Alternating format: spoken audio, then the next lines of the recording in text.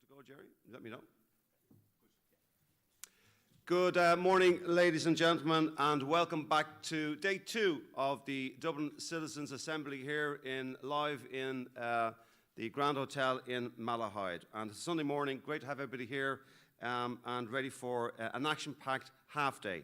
So this morning we're going to cover a number of topics. We'll start off with a short film, and it's a vox pop that we've taken from the 4 local authorities. We've Art and his team have spoken to some of the other citizens of Dublin to get their viewpoint on local governance in their area. We'll have then our expert advisory group come up to the top table and to give us a brief summary of yesterday's proceedings. So we'll be delighted again to invite back Dr. Breed Quinn, Professor Derek O'Brien and Dr. A. Quinlivan. Following that, we will go into some feedback from yesterday afternoon's roundtable discussions that I'll moderate.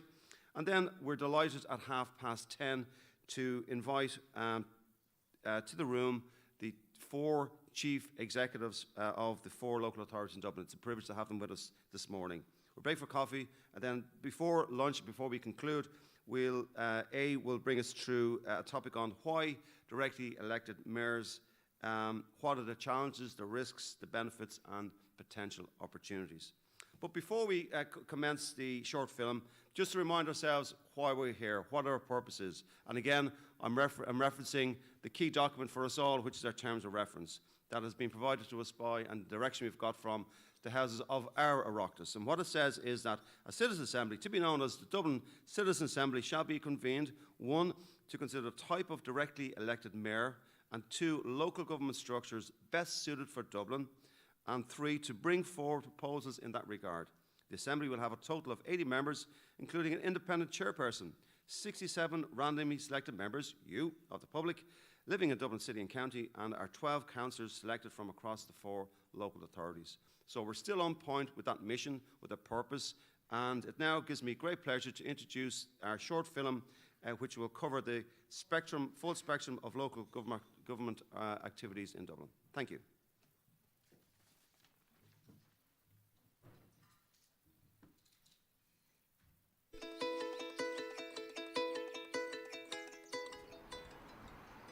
What does the council do? What does the council do for me? Oh, the council. Tell you, man, what did I do?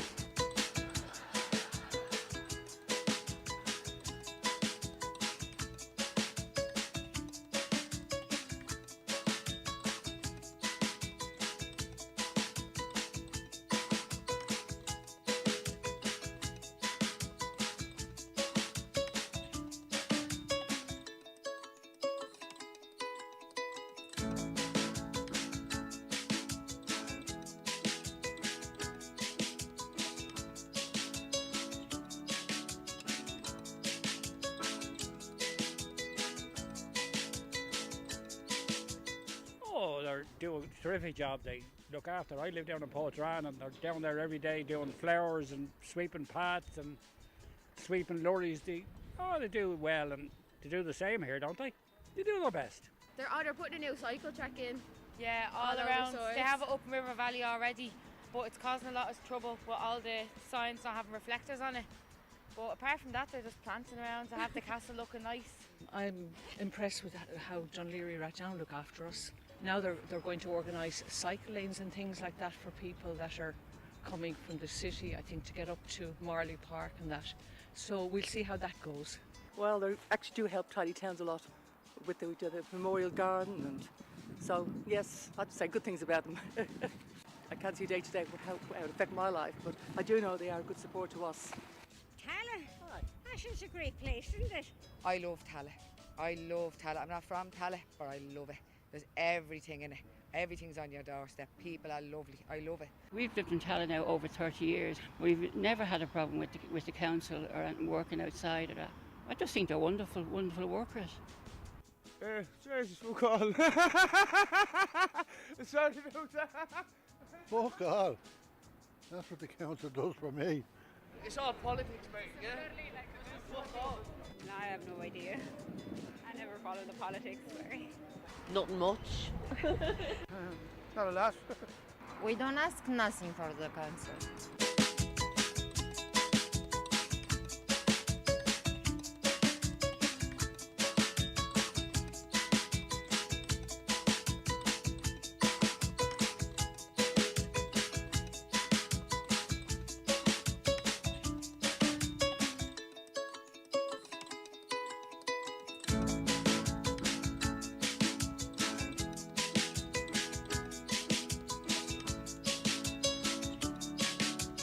Council do a lot for me because I work with Swords, Meals and Wheels, and they actually provide us with meals out of the offices there. But we also have a very good working relationship with the councillors. Wouldn't have anything negative to say about it. Well, I live in River Valley, and I have to say they've changed it in the last 3 months. The paths are all done, and it really looks lovely. And I say well done to them. Not really anything. But they give me an apartment, that's all. I'm happy with that. Look into the future, kind of like with housing, I suppose, and stuff like that as well.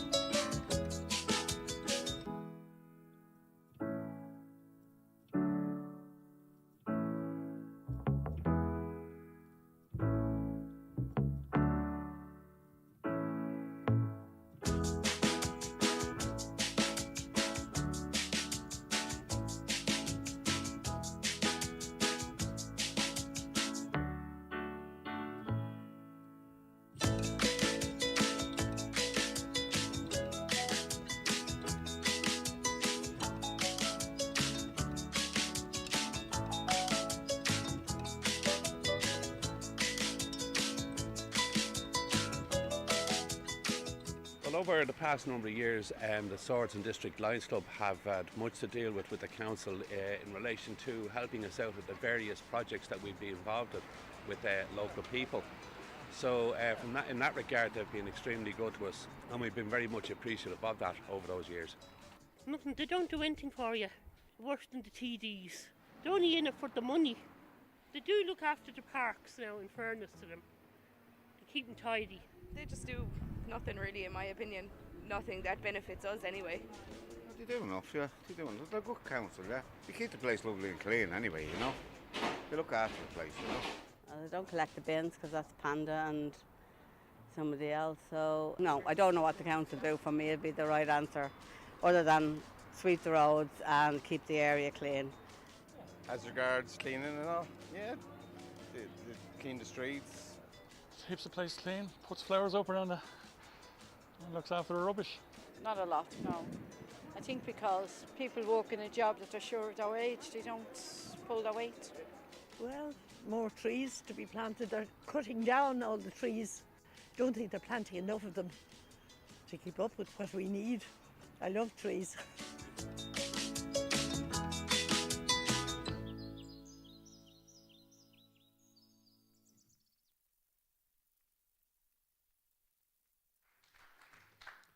That's a fantastic video. Really complements the work that and the presentation by Dr. Quinn yesterday afternoon on the range of activities from local authorities. So great to see it come to life there. And I'd like really to pay special thanks to Tim Cleary on the Secretariat, part of Arts team who put that together. So a big round of applause for Tim. Thanks, Tim. That's a great start to proceedings this morning. Gives us a nice bit of impetus, a bit of momentum now. We're going to move back to yesterday. We have on the top table, we have our expert advisory group. And for 15 minutes, they're going to reflect on yesterday's proceedings. So over to the expert advisory group. Thank you. So I suppose the brief for Mark was sort of to review what we went over yesterday for a couple of minutes, and then I suppose we'll go through from each of our perspectives. So, I kicked off, we looked at sort of how the recognisably modern system of local government had evolved over the last, at this stage, I guess, 124 years since the Local Government of Ireland Act in 1898. We talked about how Dublin was quite an unusual city. Ruth McManus had that concept of the primate city, which it's an incredibly centralised and an incredibly important and central city in a very centralised system, and there are sort of consequences of that type of city for its local government. We looked at the expansion of the city, particularly the population expansion, and the ramifications and the creation of the new counties and the sort of the southern and western fringe of the old historic core of the city. We then briefly looked, I suppose, at the key issues in the 70s and 80s that were really impacting those changes, massive economic restructuring, huge issues around housing and social problems emerging in the 70s and 80s, very complex social problems, that idea of the wicked issue. They're complicated, they're complex, and difficult for any one agency to solve. We had talked about, one of the issues in the old county, the old Dublin County Council, was the scale it had got, having 78 councillors. And there was, issues that have been recognised there in the 80s, and that's leading to the reorganisation in the 90s.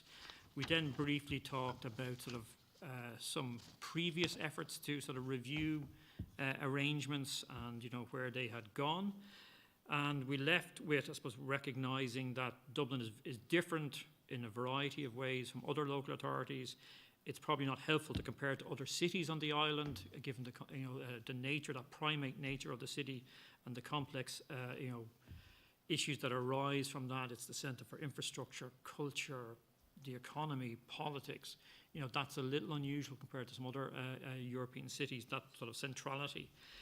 We talked about sort of very active collaboration between the local authorities, but there's areas of policy that you might expect them to see them more involved in, but actually because of central government decisions, they tend to be removed. So transport was the one that came up. And then we went on to talk about sort of finance. We looked at the high-level income and expenditure streams, and we looked at Dublin City as an example of what a budget actually looks like in terms of money in, money out. So just over €1 billion in 2022 budgeted for, and the key areas, environmental services, housing, development management, water, tourism, heritage, all of that. So maybe if that's my 2-minute slot, I'll hand over to A. Thanks, Derek. Good morning, everybody. I suppose my job yesterday was pretty straightforward, to provide some basic background information about local government in Ireland, focusing on structure, how the system works. Obviously, we mentioned that there was a big structural change in 2014 with the abolition of the town councils, and how unusual it is for a country not to have an elected local government form at a kind of a town level. Highlighted issues like the constitutional provisions around local government. Local government elections are protected within the Constitution on a 5-year cycle, but the structure of local government is not protected in the Constitution. It is recognised but not protected. And I suppose a couple of things that we were kind of highlighting between the three of us, which I would regard as disconnects. You might think they're contradictory, but for example, I was arguing that local authorities have few major powers in policy. in areas like transport, policing, education, health, etc. And yet, through Breed and through the video, you're seeing, 1,100 services provided on the ground by local authorities. So they are doing a lot, but the difference is, I suppose, they're doing a lot at that service level, whereas, it might be appropriate if they had more powers at a kind of broader policy level as well, rather than central government doing a lot of things. Ideally, central government should be doing the big stuff and doing a few things well rather than a lot of things badly, and leave the smaller things to local authorities as such. The other thing, which I think is not a contradiction, is to be critical of the system within which the local authorities operate, while still recognising and applauding the wonderful work that local authorities actually do. And the difficulty for them is that they are continuously swimming against the tide. And that tide, of course, is centralism or centralisation. Before moving to work in UCC, I had the pleasure of working in Cork County Council for 7 years. A wonderful experience, eye-opening in a lot of ways, because unless you're inside the system, maybe you don't grasp the level of centralisation. In other words, it's easy to talk about financial centralisation, but probably what's more oppressive is administrative centralisation, where for a lot of things that you want to get done, when we were in Cork County Hall, the bit of paper, the email has to go to Dublin for approval by a minister or senior civil servant. And quite often, a frustration for local authorities is that a lot of delays in projects that they want to get off the ground in areas such as housing, they feel that they're getting their work done quite efficiently, and then the logjam comes at central government level. And I suppose the final thing, and this is a reference to what Jim as chairman was saying at the outset, and again repeated today, the scope of what we could cover is massive. And there are a lot of rabbit holes that we could go down. And I think it's very important through the chairman, the facilitators, all of us, to kind of stick to the knitting as much as possible and keep the terms of reference in front of us as the basis of what we should do. If I was starting from scratch, if you were starting from scratch, we might write different terms of reference, but that is not the point. We have a job to do in that regard. So thank you for your attention, and I look forward to talking to you again later, and I'll hand you over to Breed. Thank you, Ian and Derek. We hadn't planned this, but my review of yesterday, I wanted to relate to the terms of reference. And the first one was to have a look at the strengths and weaknesses of the current model of local government in Dublin. And I think we can safely say that we took serious steps towards getting that understanding and knowledge of both the strengths and weaknesses, how the system works, what the local authorities do. I think anybody I spoke to last night commented on the 1,100 services, knowledge and so on. So the kind of actions that they take, but also the relationships between the different people involved in the actions of the local authorities, everything from the strategic policy committees to the central local relationships, which we've referred to often and so on. So I think those who came here without a broad understanding of the nuts and bolts of local government, hopefully after yesterday you have more than a nodding acquaintance with how the different pieces of the jigsaw come together and create the system of local government that we have. And I think that's very important for going forward. And as the third of the terms of reference says, what functions could be transferred from central government to regional or local government. We're not at the stage where we could choose those yet, but I think what we did yesterday and your discussions and so on takes you on the first step towards being able to fulfill that term of reference. So much for the content of what happened yesterday. As I said, it was exciting and a privilege to be asked to get involved here. I didn't know what to expect. I didn't know how it would turn out. And I kind of thought it all depends on day one. Because if a good dynamic is created on day one, then everything that follows, whether there are disagreements, differences of opinions or whatever, will manage. And I feel that there's an excellent dynamic both in the working room and out of it, and I think that will be a huge factor in what I expect to be the great success of this Assembly. And one of the factors which brings this about is the level of engagement. You all engaged so well with everything that was going on yesterday and worked really hard. And even yesterday evening at the end, when you must have been fairly exhausted, there wasn't a rush for the door, or there wasn't a shuffling of papers 10 minutes before the end or whatever. Everybody was here, interested and engaged, and I compliment you on that. I also think something that helped is the excellent organisation of the Assembly, both the logistics, so we didn't have to worry about logistical things, but also the fact that it's organised in such a way as to foster engagement and conviviality. And I think that again is important. So well done to all involved in organising it. So I'd like you all to raise your right or left hand. I don't mind which. So whichever is your better hand, please raise it. And give yourselves a pat on the back. So well done, everybody, and thank you.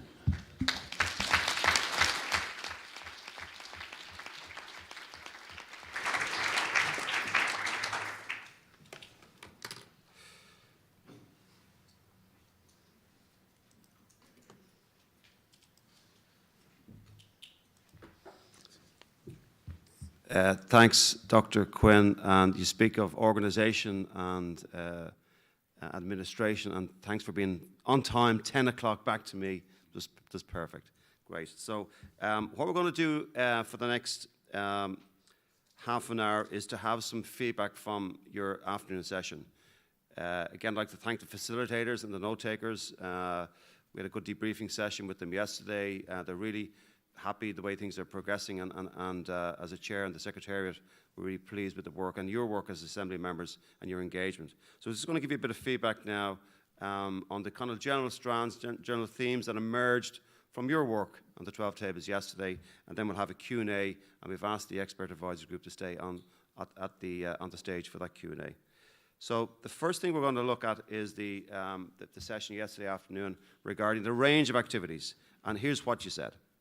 So there was a team that came out that communications from county councils to the public are not always effective, and it was a big surprise to us how many services the council manages. There were suggestions that we need to have more accessible public relations and information, and this could also support better engagement of the public in the city and county of Dublin. There was a call for more transparency is needed on how decisions are made, not just for the public, but for councillors themselves, as well as training and introduction for those councillors. Some members felt that certain issues are ignored, such as objections to developments, and at times bureaucracy is too slow. There were questions and uncertainty regarding how effective and accountable outsourcing is, and also climate change is a big issue, and local authority accountability is important to achieving this. Again, all this is representing your thoughts from yesterday. Schools and childcare and fire services, they're not all in the same building and would be better managed at a local level. Some more key points is that the role of the county councillors should be reviewed and questions asked. Is this actually a full-time role? I think a lot of us found it very surprising that councillors were part-time. There are obvious positives of having a directly elected mayor with regards to accountability. They will not be re-elected if not doing a good job, unlike the executive. Now, don't shoot the messenger, that's the feeling coming from the floor. And local government should be stronger in challenging central government in relation to power and decision making. So that's a general theme. Again, you will get the overall feedback, but that was the general theme emerging from your discussions at your tables during yesterday's afternoon session. So now we're going to go into the Q&A with the AG, and it was around this discussion of that a number of tables were surprised to hear that 44% of the budget is spent on housing, and what was covered by that figure. So we're going to hand it back to the tables now to ask the various questions. So we're going to start with table 10. And so table 10, if you could bring Michael around, thank you very much. And we'll hand over to you, table 10.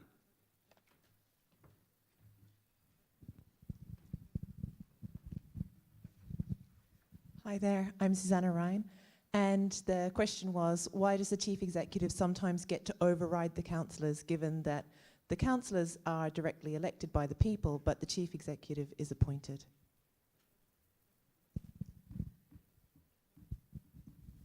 Okay, let's throw that grenade straight in there. Well, I think obviously we've the chief executives coming up and they can explain their role in greater detail. My understanding of things is that what the question indicates does not happen particularly often. As we would have indicated, the councillors as the elected members formulate policy with the guidance and help of the chief executive and his or her staff. And they have a duty, once the decision of the councillors, of course, is lawful and is permitted, to dutifully carry out that decision made by the elected members. And of course, what we should consider as well is that this can go in the other directions. There are powers in local government legislation where councillors can override decisions of the chief executive through section 140s and other mechanisms.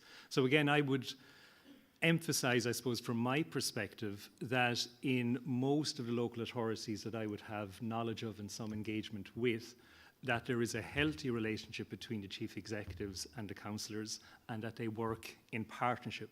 And it's not so much about overriding decisions and vetoing this. There would be a close collaboration. So to some extent, I would kind of reject the thesis of the question. I don't think this scenario actually arises that frequently.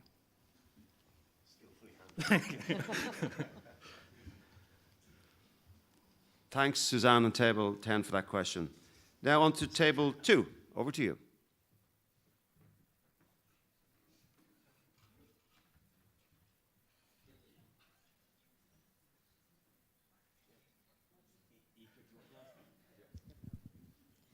My name is Robert Harty, and the question is, how is local government fund allocated proportionately across the country?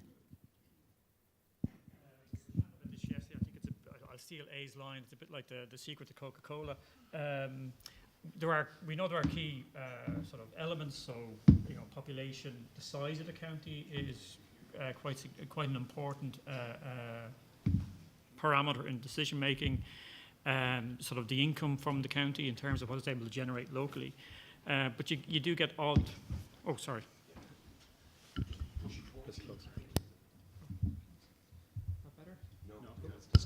There we are. Okay, sorry about that. Hopefully you all got the sort of the secret recipe to Coca-Cola bit. So if you're looking at sort of population, the size of the county, there's history. It's not sort of done fresh all the time, and there's the income. But you do get odd outliers. So, I think Tipperary and Mayo are very significant counties that do get considerable sums through the local government fund. So there's definitely issues there. I know external reviewers have found the local government fund and the equalisation fund quite difficult to understand. I think there's I can't remember if it was the Council of Europe or the OECD, when they looked at it, they didn't understand it. So it's not that it's not transparent, it's that combination of history and other factors and then change. I suppose the issues that arise for Dublin is that Dublin doesn't tend to benefit, dramatically in terms of equalisation. So it puts money in because it's wealthy, and some of that leaves to support other local authorities through the equalisation fund. So I hope that's an answer that serves some purpose. I know it's not much of an answer. I think this is one of the challenges for all of us. Actually, local government finance is an incredibly specialised area. We probably have 3 colleagues who specialise in this, and they're the ones who run the website, Local Authority Finance, that sort of provides all the budget figures. And that's just a challenge for all of us going forward.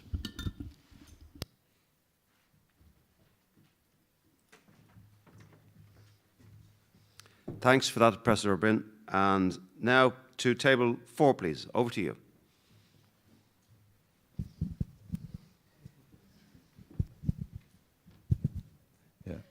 Thanks.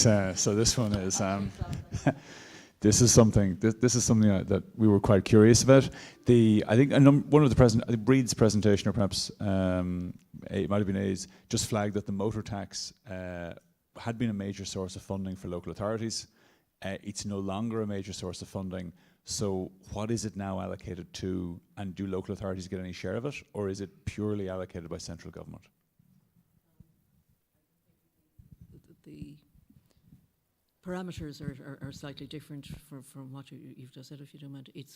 It's now collected centrally, and it forms part of the local government fund that you were just talking about. And if you remember Derek's pie chart yesterday, it was a relatively small segment on that pie, on one of the pie charts, isn't that right?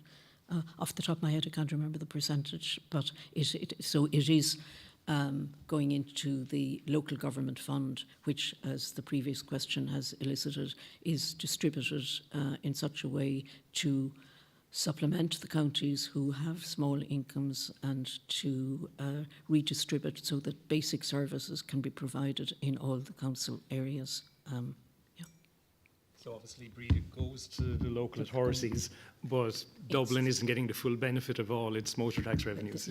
It's going into the big pot in the middle, and central government in its mysterious ways redistributes it from there. Yeah. Does that answer your question? Okay, thank you.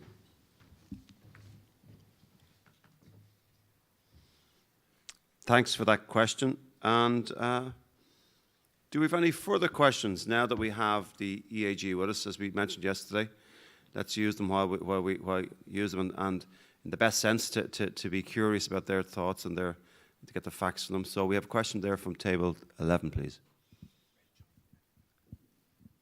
Hi, thank you. Yesterday we went through some of the funding mechanisms for the councils. Does the panel have any views? Is there missed opportunities in relation to income that the councils should be exploring, and what would they be?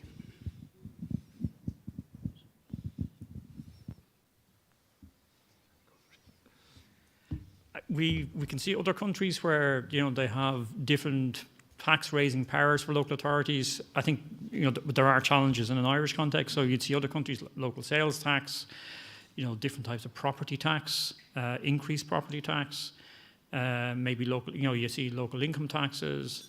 I think at one stage Dublin looked at hotel charges to raise income.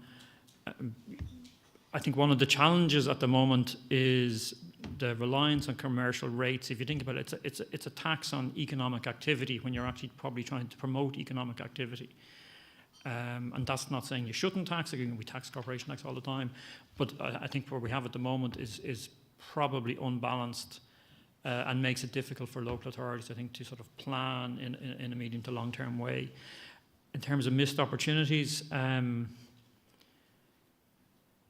I think debates about taxation in our local, and particularly local tax, are really difficult. People tend to see that they pay a lot. Now, comparatively, I don't think that's the case, but perception is a very powerful thing. I'm not sure if that's the answer, but maybe I'll pass on to my colleagues. You can share.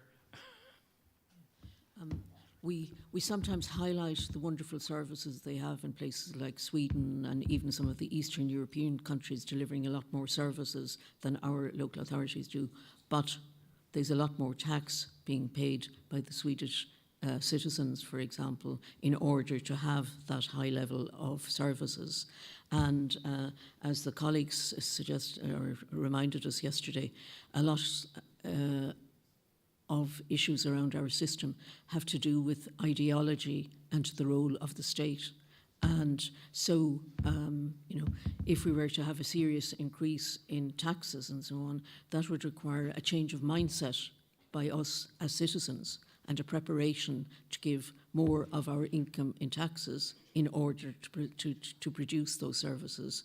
And that's not on the agenda for this Citizens' Assembly, but it might be something that might be looked at in a future one. But it would require a huge change of mind. We can remember events in recent years that showed us the sort of attitude, but we won't go there. I think, sorry, just in simple terms, you want as broad a base as possible. You don't want to be over-reliant on one income stream. So should central government be contributing? Of course. Should the local authority have its own kind of taxation regime, whatever that might be? Of course. Should the business community be paying something? Of course. Should citizens be paying? Yes. The problem is when you're over-reliant on one stream of income. And, you know, as Derek showed yesterday, the commercial rates maybe are a bit disproportionately important in that regard. Thanks for that question, Rachel. Table 8 with Lorraine. Then we're table 3, table 5, and then back to table 10. Thank you very much. I just wanted to go back to the first question, if I may. Why does the chief executive sometimes get to override the councillors? And you know, I think it's very good and important to hear the view of the academics, obviously, but I also think it's important to hear from the experiences of councillors who work in the process. And this occurred recently in Dunleary Rathdown County Council. It's been reported in the media very recently, and I'd just like to give it by way of example to help illustrate the point.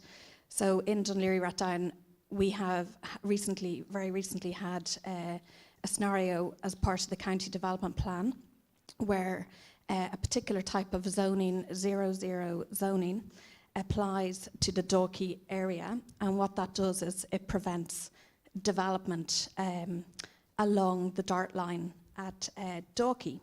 And this was passed by the 40 councillors. All 40 councillors agreed to retain this type of zoning that would prevent development along this area, simply because it's a very steep cliff area, it's very narrow, the topography isn't particularly suited to development, it's quite rural, and most councillors, and indeed the public, don't want the development of sort of Spanish-style high-rise apartment developments along that area. Now, we voted to maintain that zoning against the advice of the Chief Executive and against the advice of the Housing Minister because it's contrary to policy, national policy. Obviously, we have a housing crisis. We need to build housing to solve that. And the advice of the national policy is that we should develop housing, particularly close to transport links like the Dart. So even though we councillors voted to maintain this zoning, that was ultimately overruled by the minister. He gave a direction which overturned that decision. So, you know, that's where we are. So yeah, as I've said, like, we do need to develop housing, obviously, but I guess my point is that sometimes the view of the local community and councillors can bring a richness to that decision making and a local knowledge that sometimes might be overlooked by policymakers who may not be as familiar with the geography of the area. So I suppose this point, the point I'm making, is that that example shines a light on a very core issue, which is where does power ultimately lie when it comes to local authority decision making.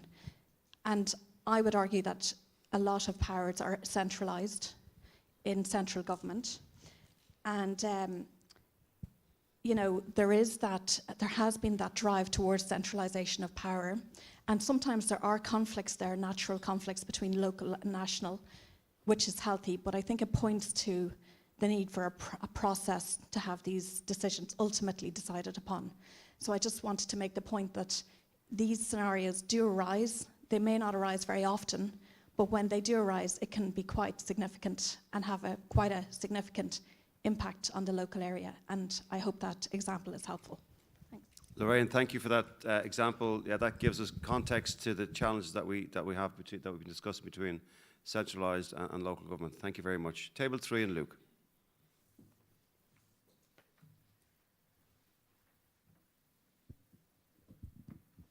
Hi, hello? Yeah. I'd like to go back to the question about funding, just to raise a point that yesterday you said that the rates take up a third of the revenue income for the city, commercial rates. So do you see that there could be that there's problematics in terms of where the incentives are for decision making in local government based on that, and whether there's a strength or a weakness in the kind of the income source coming from purely from commercial rates, or if this could be something that a future mayor could maybe run on the basis of having an impact on or influence over in the city. So.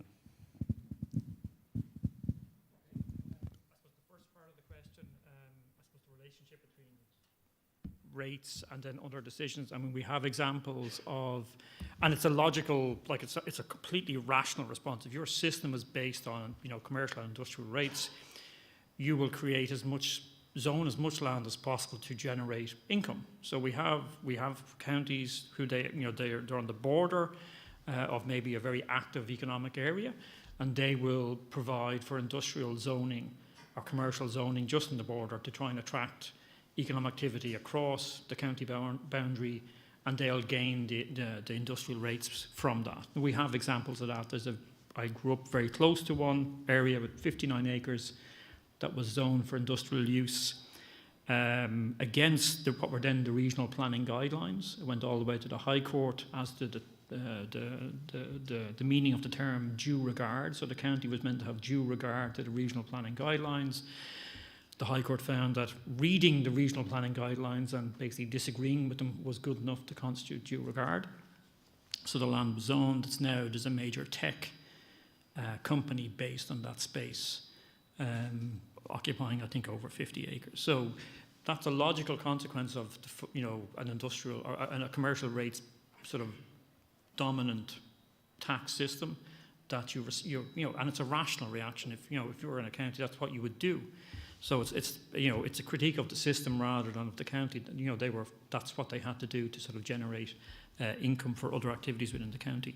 So I think that's something to bear in mind in terms of when you talk about the taxation system. As to whether a mayor would run on that, I'm not sure. I'm not sure I'm competent to sort of add to that. Like somebody running for mayor, going to run on a platform that they feel will appeal. But I think that dominance of commercial rates, it speaks to A's point about with the narrowing of the tax base for local authorities. Really losing domestic rates and agricultural rates in the 70s and 80s. It's had an impact in narrowing that tax base. While money comes from central government, it tends to come for particular projects. And the local authority, while it might have that income, it doesn't have the control over how it feels the best way to spend that money. Yeah, thanks for that question, Luke. And now to table 5, please.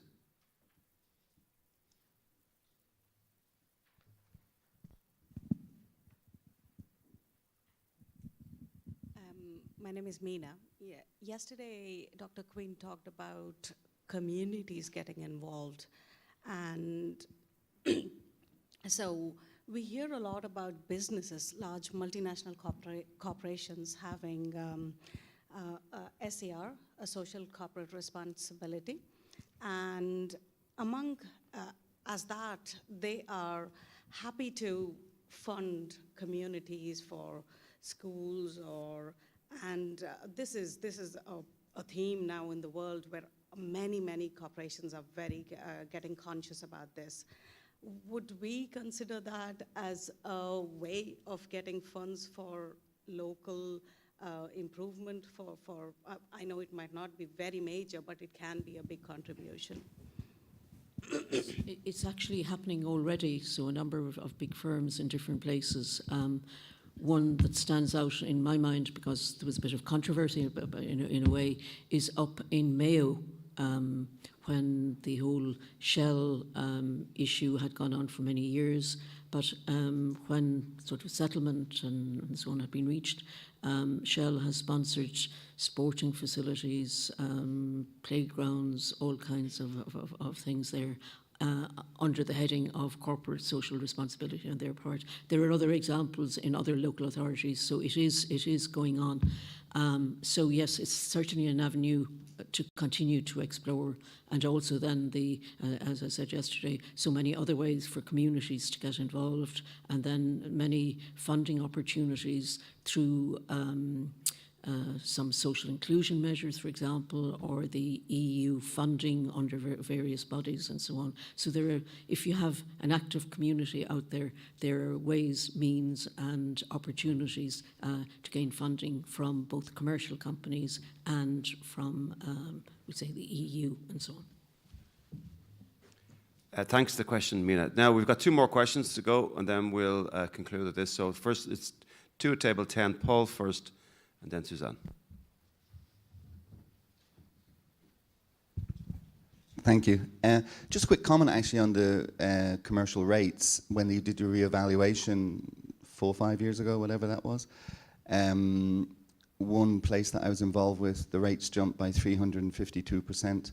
Not sure if that ever happened in my life, that something went up by 352% overnight. I was in touch with the rates office, and they said actually, overall, we're not making any increase, actually. It's just a rebalancing of the thing. But I had 3 premises I was involved with, and every single one of them went up. So I guess I was just unlucky. But that's just a comment on the rates. But the question, going back to that first question again, the answer that was given seemed to be sort of glossing over what the question actually was. And I think the answer given was, it doesn't happen very often. But we kind of got a different perspective at our table yesterday from our councillor.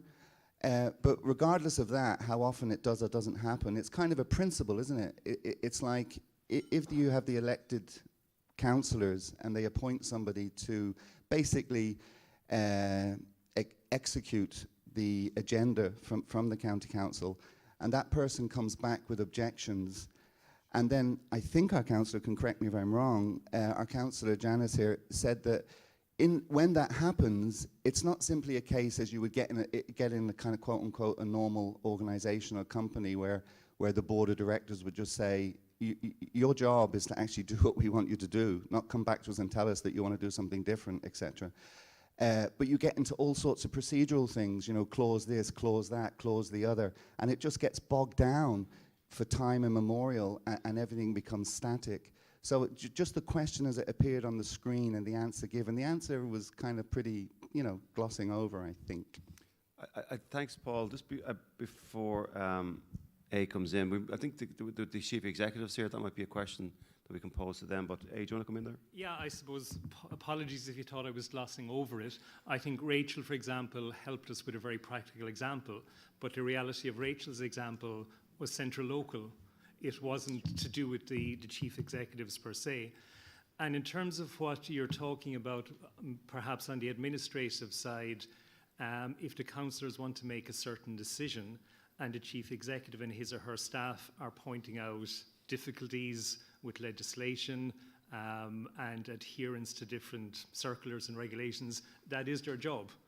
Their job is to guide the council, say, if you want to proceed with this action, it'll cost X amount of money, and these are the difficulties attached to it. So their job is to give that balanced administrative guidance, and then the councillors make the decision. John, very briefly, did you want to dovetail on that? Because I am conscious of time now as well, and we've got Suzanne. Did you want to comment on that? Very briefly, if we could just bring a mic there to John, table 4, please. Thanks. So very briefly, John, thank you. Yeah, thanks, Chair. It's a follow-up comment on that, and it relates to centralisation. I tend to agree with A. I think it's much more that local government and councillors are overruled by central government, and the chief executives are responding to that. And the example I'd give is strategic housing development, which compromised the planning functions of councils for a 5-year period by moving large-scale residential development of over 200 homes or 100 for student accommodation, removing the decision-making function of councils completely, taking the professional planners and the councils out of it, except in a consultative way, and taking that function directly to Bord Pleanála. And that was a very serious attack on local government. It was done by central government. Thanks for that. That's a very useful comment and perspective, John. Thank you. Last question now to Suzanne, and then we'll conclude the Q&A. Thank you. Hi, thanks. I just firstly have a comment on corporate social responsibility, which is that we're all thinking about how representative, how democratic, this is. And I think I work for a very big multinational corporation, and they can be very good actors, but ultimately, they're not democratic, they're not elected, they're usually not in contact with the people on the ground. And I feel that it's almost a hollowing out of the role. It seems like a further usurpation of power from local to start, making unelected groups, unelected companies responsible for funding, responsible for community projects. And sort of dovetailing into that, then we come to my question, which is, we've seen, how little we understand about councils, how little people understand what they do, how they work. We had surprise after surprise after surprise yesterday. And I think it sort of reflects the fact that the councils don't have as much power as, we think that they maybe should. And as a result, people aren't as engaged with them. And I know that a few of you have worked in councils or been involved in councils quite significantly.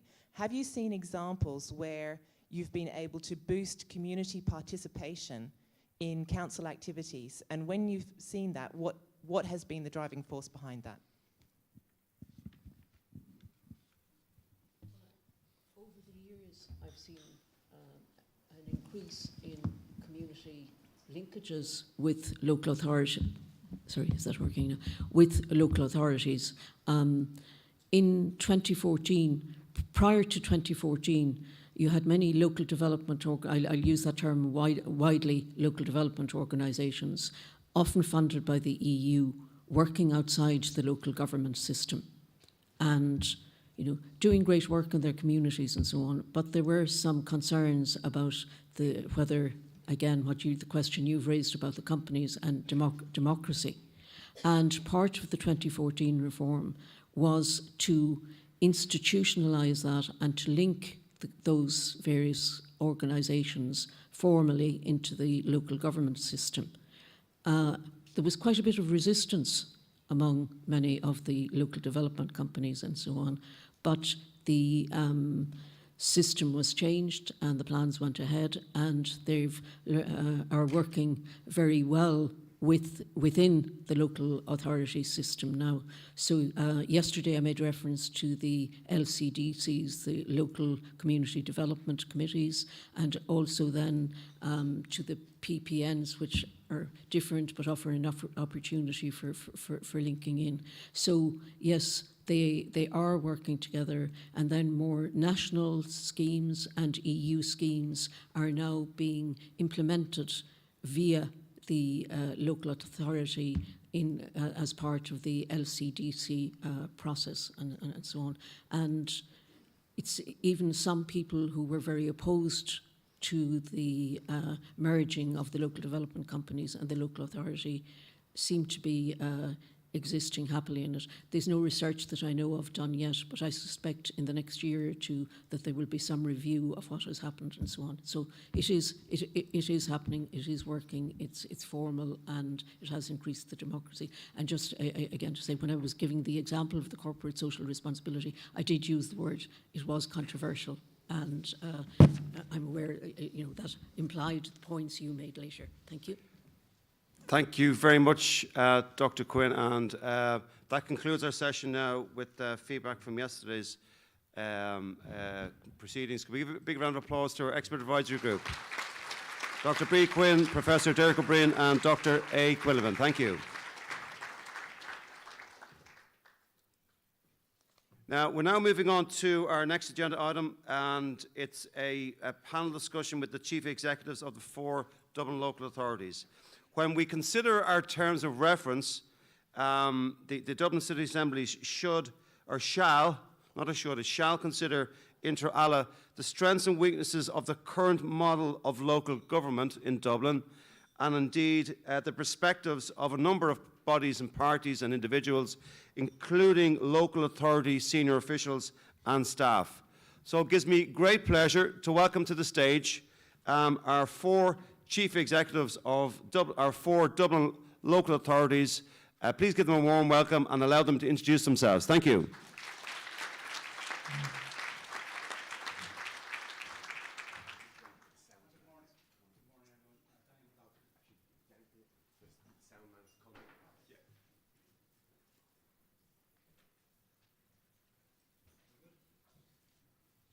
Thanks, Danny. Hi everyone, good morning. My name is Danny McLaughlin. I'm Chief Executive with South Dublin County Council, and thank you for inviting me. Morning everyone. Owen Keegan, Chief Executive of Dublin City Council. Morning everybody. Anne-Marie Farrelly, Chief Executive of Fingal County Council. Good morning everybody. Frank Kern, Chief Executive of Dunleary Rathdown County Council. Thank you. And what we're going to do now is we're going to have the four chief executives give us a 5-minute presentation. So we'll commence with the Chief Executive of the South Dublin County Council. Thank you. Yeah, here please. Thank you. Thanks, Danny. Hi and good morning again. I wasn't quite sure what to say today, but this morning has kind of influenced how I'm going to go about this in terms of how useful or not we are as a local government. So South Dublin is south of the Liffey is why it's called South Dublin, 223 square kilometres, 280,000 people, perhaps closer to 300,000 people at this point in time, 106,000 homes, 7,000 businesses. The local authority, I suppose, predominantly is urban in nature, so that 223 square miles, that's 1,350 people per square kilometre. It's interesting to understand that because in Meath, the next door, it's 83.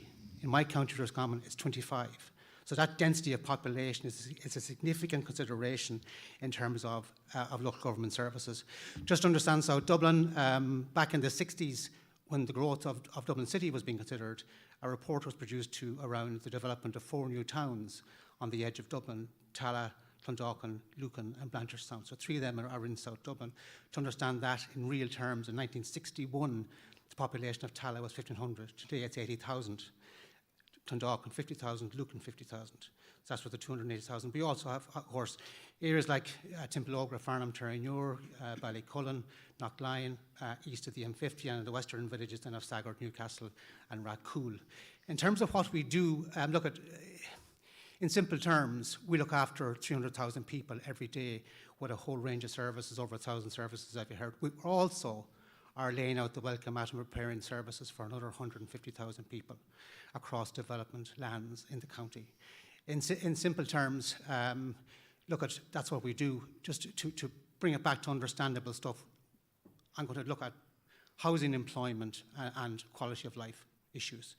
So in housing terms, as I said, there's 106,000 houses in Dublin. We're mandated through our development plan to produce and help produce 2,000 houses per year over the next 6 years. 6,500 homes of those 12,000 will be produced by South Dublin County Council as social and affordable homes.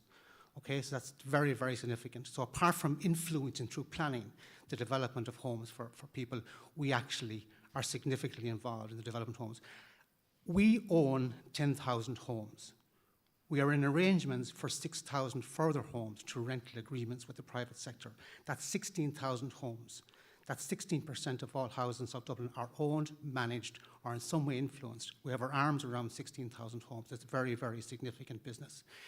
Also, just in relation to housing, in terms of where people are going to go, we have 2 strategic development zones in South Dublin, which will accommodate 30,000 people each. We're now working with colleagues in Dublin City Council to reimagine the Naas Road area of Dublin as a city edge project for a further 80,000 people over the next 40 years. That's our role in housing. It's very significant. In terms of employment, we're a significant employer. We employ 1,300 people. Our wage bill is 67 million. That's 67 million plus the rest of what we spend, about 70% of what we spend, 280 million per annum, plus about 200 million in capital spend. About 70% of that is re-spent within the local community. The multiplier and economic benefits of that are enormous. So we're a significant employer. Our capital program for the next 3 years is 750 million spent. Each million generates 12 jobs. That's 9,000 construction jobs over a 3-year period. We have 3 enterprise centres. We're currently developing a 12 million innovation centre. Our local enterprise office supports 1,245 jobs.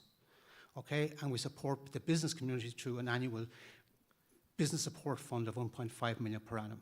In relation to quality of life, we own and manage 3,500 acres of land, 170 pitches, including Tallaght Stadium. We have 39 community centres, including 6 more we're about to build. We have 8 libraries and 3 more planned. We have 50 play spaces. We have 2 teen spaces and 10 more planned.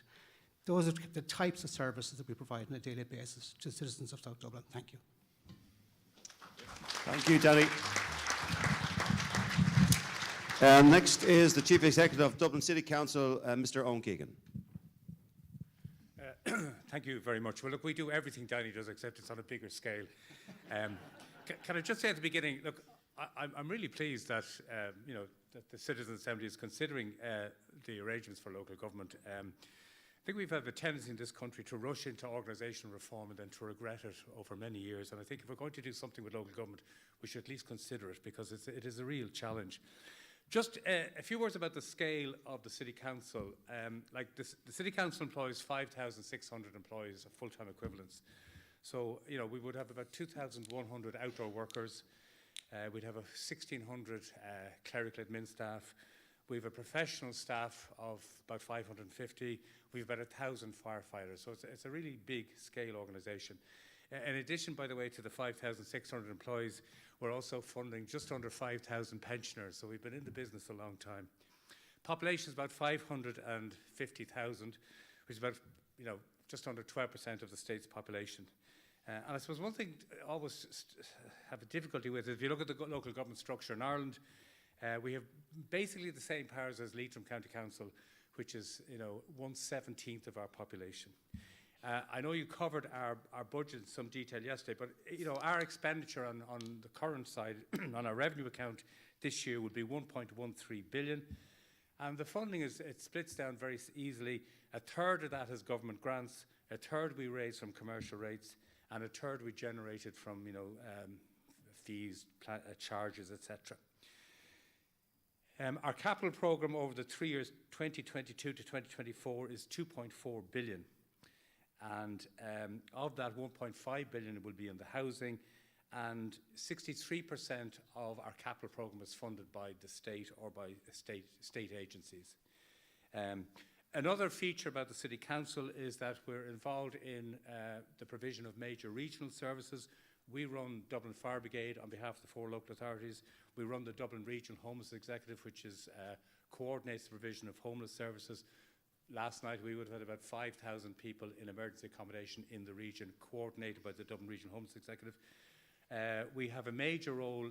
It's always been a regional water supply and wastewater treatment service. Now, although technically it's Irish Water, it's actually managed. We have a key role, in City Council has a key role in that. Just to say that, although there are 4 local authorities in Dublin, there's been a very high level of cooperation on regional issues. So we work very closely together where there's a view that something's better delivered regionally. We have a good history of working together to deliver it. Even something as controversial as the waste-to-energy plant, it was delivered by the City Council for the region. Danny has talked about some of the challenges in terms of meeting housing supply, making provision for social and affordable housing, etc., etc. Just a few brief comments to I suppose, wrap up. I think it's very clear from our funding arrangements that there's a very high degree of state funding, and that requires the government or the City Council to work very closely with the government and with other state agencies in terms of what we do. So because we're dependent on funding, to some extent we have to take a lot of direction from central government. Obviously the City Council, it's a very large organisation, and I think as the video brought across, we have a huge range of services, and I think we do have a significant presence in the life of the city and an impact on the quality of life of Dublin citizens. In relation to the actual overall management, I mean, I personally, from my experience, I think there's broad agreement on a wide range of issues that the council deals with between the elected members and the manager. I think it's very much a cooperative arrangement. It's a very respectful arrangement. So, you know, a lot of issues in the City Council are highly contested, but it's not a matter of being contested between me and the elected members. They're just contested because they're controversial issues. And a lot of the time, it's not a question of me as the Chief Executive overruling the Council. Usually I'm just drawing their attention to the fact that legally they can't do what they want to do, or the department won't allow them to do because they're legally required to comply with various guidelines, etc. So that's it. So I just want to wish you the very best in your work. Thank you. We'll now have the Chief Executive of the Fingal County Council, Ms. Anne-Marie Farrelly. Thank you. Good morning, everybody, and you're all very welcome to Fingal. I hope you've got a chance to spend some time in Malahide over the last couple of days. I'm going to outline a bit of information about the county, just to get you to know it a little bit better. We're the third biggest local authority in Ireland in terms of the population we serve, the staff that we employ and the budget we spend. Only Dublin City and Cork County Council are bigger than ourselves. We cover the biggest area of the 4 Dublin local authorities. We make up 49% of the county of Dublin in geographic terms, and that's 453 square metres. We stretch from Balbriggan in the north to Blanchardstown in the southwest and over to Howth in the southeast. Our motto is an abundance of land and sea, and that reflects the fact that 50% of the land in Fingal is zoned agricultural. And we've also got 88 kilometres of coastline, and that stretches from Sutton in the south up to Balbriggan in the north.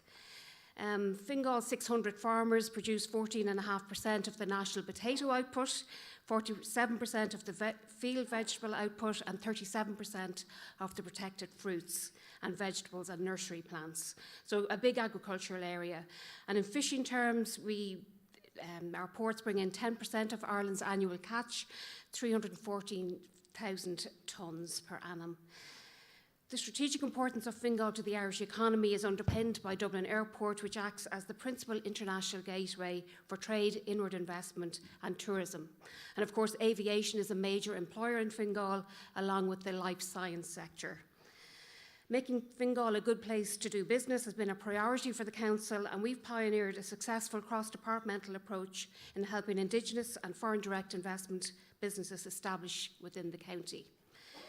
The Dublin Enterprise Zone, which is bordered by the M50, the M2 and the M3, has developed through the support of the Council over the last 2 decades into a nationally significant economic area with 20 business parks containing approximately 1,100 business premises and providing over 19,500 jobs in a mix of FDI and Indigenous companies. We also have a rich heritage, captivating coastline and assorted attractions, which has attracted a tourism industry into Fingal, which supports 17,500 jobs and is worth in the region of 650 million annually to the local economy. We're a unique mix of urban, suburban, rural and coastal, and we have the fastest growing population in Ireland according to the 2016 census, and we're also the youngest. It's a county of contrast, with Balbriggan having the population with the youngest average age in Ireland, while Malahide has the 3rd oldest population in towns with a population over 10,000. We're Fingal focused, we act quickly and decisively for the good of communities we serve. Balbriggan, as an example, has seen a population explosion in recent years, but the town's infrastructure is playing catch up.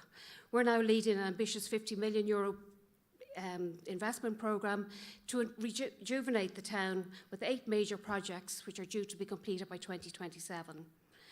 However, it's not just about public realm improvements in Balbriggan. There's 96 different objectives designed to improve the local economy, people's skill sets, community integration and the safety of the population. We're Fingal focused with a mission to be vibrant, outward-looking, well-run council that shows leadership and embraces the diversity and opportunity that the county brings. And our vision is to make Fingal a great place to live, work, visit and do business. Having councillors from Fingal making decisions that affect the people of Fingal is something that the people of Fingal identify with. A recent Red Sea survey showed that among residents who expressed an opinion, the majority trust local councillors and council officials to make decisions on how local services are provided in the area. It's a trust well placed because since 1994, councillors and officials have worked together to develop Fingal and ensure the phenomenal growth of the county has been managed in a prudent way. We started with 24 councillors in 1994 and we now have 40, made up of 25 men and 15 women. And there's an excellent working relationship between the executive and the elected members. The current council was elected in May 2019 and has made 276 separate decisions over the past 3 years, some of which have been nationally significant. We led the way in backing a public-private partnership between the council and a private developer, which will lead to 1,200 homes in Ballymastone, 20% social, 20% affordable and 60% private. Another has been the councillor's decision in each of the last 4 years to reduce the local property tax by 10%. That creates an annual fund of 1.9 million, which has been ring-fenced for a range of services in important areas such as housing, parks, open space, operations, community and libraries. Our councillors were also the first in Ireland to agree the webcasting of their meetings back in 2006. We've been entrusted by government to set up the Aircraft Noise Competent Authority, an independent authority which is responsible for ensuring the noise generated by aircraft activity in Dublin Airport is assessed in accordance with EU and Irish legislation and implementing the balanced approach. Over the last 28 years, our annual budget has increased sixfold from 48.8 million in 1994 to 299 million this year. And we have a 3-year capital programme of 237 projects worth 784 million. The major projects that are being planned at the moment include the Swords Cultural Quarter to rejuvenate the centre of our county town, the Fingal Coastal Way, the Broadmeadow Greenway, the Sutton to Malahide Greenway. All of those will create a pedestrian and cycle route of 45 kilometres along the coast. With a growing population, there's a massive demand for all types of housing, and a present planning permission has been granted for 14,500 homes in Fingal, with 2,500 homes being built on 72 construction sites. And we're also committed to delivering a significant housing programme under the government's Housing for All plan, 3,500 homes by 2026. We're also implementing government policies, active travel, climate change, broadband. Local government is the form of government closest to the citizens, so there's a direct accountability for everyone that we provide the services to in Fingal. We operate 33 community centres, 10 libraries, 10 regional parks, 10 bathing areas and 3 major heritage sites. Just to wish you well in your deliberations, and happy to take any questions during the morning. Thank you, Anne-Marie. And finally, we have the Chief Executive of Dún Laoghaire Rathdown, Mr. Frank Curran. Thank you.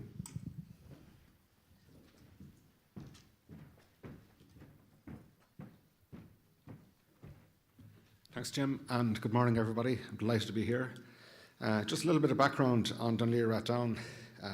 The county runs generally from UCD out to the Wicklow border. It's bounded on the east by 17 kilometres of coastline and the west by the Dublin Mountains. There's 6 electoral areas: Blackrock, Dundrum, Dún Laoghaire, Glencullen, Sandyford, Killiney, Shankill and Stillorgan. And it's a vibrant community. It's focused across a necklace of villages, each with its own strong identity, such as Dalkey, Foxrock, Monkstown, Redfarnham, Shankill and Stepaside. And really good access to public transport, employment opportunities, leisure facilities, education, shopping, attractive public realm. Population 218,000. It's 18.6% of Dublin's population. 95% of people currently in employment, mainly in the Sandyford Business District and the larger towns of Dún Laoghaire and Stillorgan, etc. 54% of the population are working, 17% retired, 14% students. There's 78,000 households, 4,700 social housing owned by Dún Laoghaire Rathdown, 31% own a home with a mortgage, 38% own a home with no mortgage, 20% are renting from a private landlord. It's 48% male, 52% female. And there's 40 councillors from the 6 electoral areas. And generally, as you heard, the councillors are involved in developing policy, the corporate plan, the county development plan, the annual budget, the commercial rates. Us, the executive, are involved in delivering those policies, in daily operational decisions, planning decisions, budgetary controls, housing allocations. But it's very much a partnership approach. The budget is 213 million annually. It's a revenue budget. It'll be the same again, if not more, in terms of capital. 1,100 staff. And there are 6 what are called strategic policy committees that assist the councillors in formulating policy. There's one in terms of housing, economic development and enterprise, community culture and well-being, planning and citizen engagement, environment and climate action, and transport and marine. And we've set out in our corporate plan our 4 main roles. One is delivering services, which you've heard all about in terms of roads, traffic, water, housing, parks, libraries, arts, tourism, street sweeping, community and enterprise, emergency services, and you've seen the list there in the videos. And we're always trying to improve this, the service that we provide using customer relationship management software. We have a one-stop shop now for customers that will deal with as much of their business as possible at this single point of contact. We're continuously trying to improve that. Secondly, we're a provider and facilitator of infrastructure. So there's major infrastructure like the M50, the Kiltern and Glenamuck Road, which we'll be starting now shortly. So we work with TAI, Irish Water, National Transport Authority all the time. And then, of course, there's a social infrastructure, the likes of the Lexicon Library, DLR Baths, and various different projects that are coming on. Thirdly, our role is implementing policy, and I'll come back to that shortly. And finally, then, facilitating economic and community development. And that's a lot of collaborative work with the IDA, Enterprise Ireland, partnership companies, HSE, the LCDC that we mentioned earlier, the Public Participation Network, etc. And just in terms of implementing policy, we've just adopted our County Development Plan 2022 to 2028. That's been adopted by the members of Dún Laoghaire-Rathdown County Council. And I might just touch on the strategic priorities that are in the County Development Plan, because it covers our priorities generally for the Council. First one is to develop a climate resilient county. And there's a lot of policies in there in terms of green infrastructure, there's a biodiversity action plan. But we have exceeded over the last number of years our targets on energy and buildings. All our fleet, where possible, is electric fleet. All our lights are LED lights. We have a very comprehensive programme of active travel. Like there's a new cycle track recently between Sandy Cove and Booterstown. But there's active travel for schools, there's an east-west connector. There's a lot of activity in the whole cycling and walking area over the next number of years. And we're energy retrofitting all our council housing stock up to B2 or cost optimal. Second one is a compact and connected county. So we've allowed in the development plan for 20,000 new housing units. So that'll be in the existing built-up areas in Blackrock and Nutgrove and Dundrum, but also in new areas along transport corridors. For instance, along the Lewis, we'll have Cherrywood, which is an SDZ. It's the largest urban infrastructure project in the country right now. There'll be 25,000 housing units, 3 parks, 5 schools, high-intensity employment, retail, etc. So a huge project, again, along the Lewis. Along the Dart line, there's a new Dart station proposed for Woodbrook. Again, significant housing built around that. And of course, social and affordable housing are a big part of that. We'll have at least 2,000 social units and 1,500 affordable over the next 5 years. The scheme starting in Shangana shortly in partnership with the Land Development Agency. 600 mixed tenure development, 200 social, 100 affordable, 300 cost rental. And the third one is a network of livable towns and villages. This is one of our strategic priorities because we've seen during COVID how people appreciate their towns more. People will walk into town, they want an experience, so the public realm is improved all the time. The fourth one is a healthy and inclusive county. We're looking at this 10-minute settlement concept, where access to day-to-day needs, schools, employment, recreation and services within 10 minutes of their home by public transport or walking, etc. And a lot of work goes into recreation, outdoor pitches, parks, beaches, and that leads to a healthier lifestyle. And the final one then is a vibrant economic county. So a lot of focus on the likes of Sandyford, where there's 1,000 companies now, there's 13 Fortune 500 companies, 26,000 employees, and similarly with Cherrywood, really strong, high-intensity employment coming through there. And we're linking very closely to UCD and IADT in terms of access to research, etc. So that kind of success in the economy is involved in making the county work for all.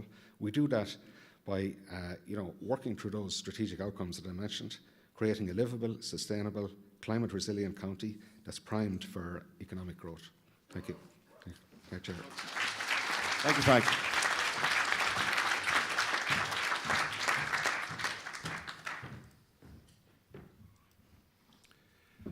So thank you to the four chief executives for those very informative introductions, and thank you so much for taking time to be with us here on a Sunday morning. Now we have a question and answers, so I shall open up questions to the floor, and the first one we'll take is from table number 4.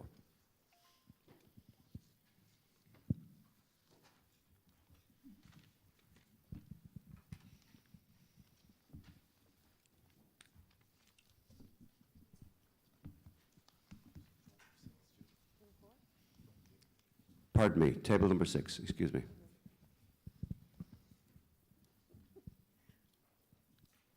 And then 5, then 3.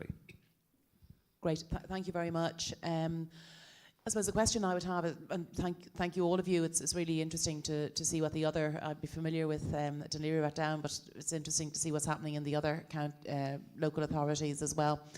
And I suppose really it's the question I would have relates to the fact that there are 4 local authorities, and I do know you work well together, and one project I'm personally proud of, it's still ongoing, is the Sutton to Sandy Cove cycle route, which has three counties along the bay, working together on that. But I suppose the question I would really have is, if we have a directly elected mayor coming in, how would that fit in with the executive? You're talking at the moment 4 directors of finance, 4 city or county architects, 4 librarians, city or county librarians, director of municipal services who would oversee engineers in relation to roads, horticulture in relation to parks, all of that. And how would you see someone coming in who, from what I can see, would be elected by the people but would have executive powers? How would that work with all of you and your staff? And that's one issue I could see maybe a problem with if there was a directly elected mayor in the future. Thanks. Okay, it's a slightly off beam, but if any of the chief executives would like to give your thoughts on that. Well, I think the question presupposes, I think, that there would be a direct elected mayor covering the whole of County Dublin. I'm not sure that's where you're at just yet, but I mean, I would urge you, I think, not that I'm in a position to urge you to do anything, but discount any issues around chief executives or heads of finance or that. Consider the direct elected mayor on its own, just in terms of what that might do or might not do. And I think the rest will follow. I think you've got to look at it from the point of view of enhancing democracy, from the point of view of what that office of direct elected mayor might do in whatever geographical context, whether it's for the city, for each local authority, overall, overarching, regional mayor, whatever you're to consider. Consider that in the context of enhanced democracy and leave the other bits out. Yeah, and I kind of said, look, we're public servants essentially, and whatever system comes up, we'll work with it and we'll make it work. Setting up the structures, working with the political system, we do that all the time.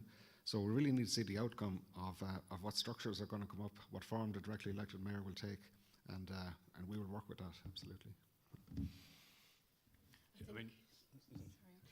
I suppose the issue of scale then, in terms of what you will need to run the county, whether it remains as 4 or as one holistic city and county, the scale will still be the same. So you're going to have to look at delivering those services for the area and having the workforce to do that. So largely the scale will have to be part of the consideration to determine what you will need in order to run the city and county. Yeah, well, I'd be inclined to agree with Danny that you have to make a decision directly elected mayor, and then you'll have to consider all the consequences. But I'd put a shout in for having 4 local authorities. I was in the system when there was, well, before there were 4, there was a much bigger Dublin county council, and I actually think, the 4 authorities brought local government much closer to the population, and I think that was unambiguously a very good move. And personally, I would be disappointed to see us go back to anything that brought, away from local communities, etc. Thanks for the question, Deirdre, and thanks to the chief executives. Table 5, please.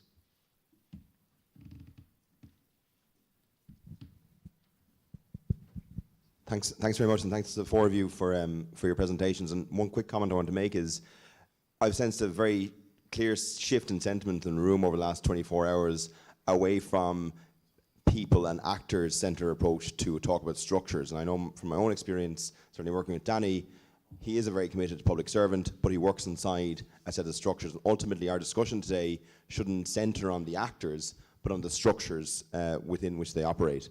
So I guess my question follows from that, which is, I would love to hear about what the coordination between the 4 local authorities looks like at the moment. Is that essentially around the provision and delivery of services, or is there another element to it in terms of strategic vision, taking the policies that have been developed by elected members and applying that to the county? I was struck by something Owen said about coordinating something on behalf of the region. That's something I'd like to learn more about. I think it's related to the point Deirdre was making, but it's very much consistent with what you've said, which is we work inside the structures that are there. I don't know what exists at the moment in terms of that coordination. Yeah, well, I mean, on a lot of areas, I mean, there are guidelines that are prepared on a regional, we do regional planning guidelines, retail strategy. So in terms of ensuring that the 4 entities work within a consistent framework, particularly for physical planning, that's provided for. On a more day-to-day, we meet regularly to discuss all issues. First of all our shared services are kind of, while they're nominally managed by the City Council, it's done with the agreement of the 4 chief executives, so that's important. But also everything that's coming to the local government system, we would generally have a broadly consistent approach to how we'll apply it in our own local authorities, and that's something we just meet regularly to coordinate our response. I mean, I'm not aware of any kind of boundary issues or where we're all fighting for it. I mean, it doesn't matter to me. It's like if a major industrial development goes to Fingal or South Dublin or Dún Laoghaire, that's the gain for the region. Like, it's a completely integrated economy, and that's the way I see it, and I think that's the way we operate. That, we're not fighting or competing for. We're all part of one region, and we work together for the overall benefit of that region. Just to look, I mean, what I want to say, probably not understood greatly, and I can understand why to a certain extent it's pretty boring stuff, but water services, waste services, these sort of regional-based services are planned regionally and delivered regionally. We have a regional development plan that not just covers Dublin, but also covers parts of Wicklow, of North Wicklow, and parts of East Meath, and parts right up into Swords. So there's a regional development strategy for the Dublin metropolitan region that we have to operate within. And as Owen says, South Dublin County Council owns a 1,000-acre business park. We don't go sort of making demands that people from South Dublin work in it. It's for Dublin. And it's the largest industrial park or business park of the country. So Dublin is Dublin, and a Dublin address is a Dublin address, and we don't start fluting around between one another to see who can get one up my ship or any of that sort of carry on. It's pretty much a Dublin-based approach.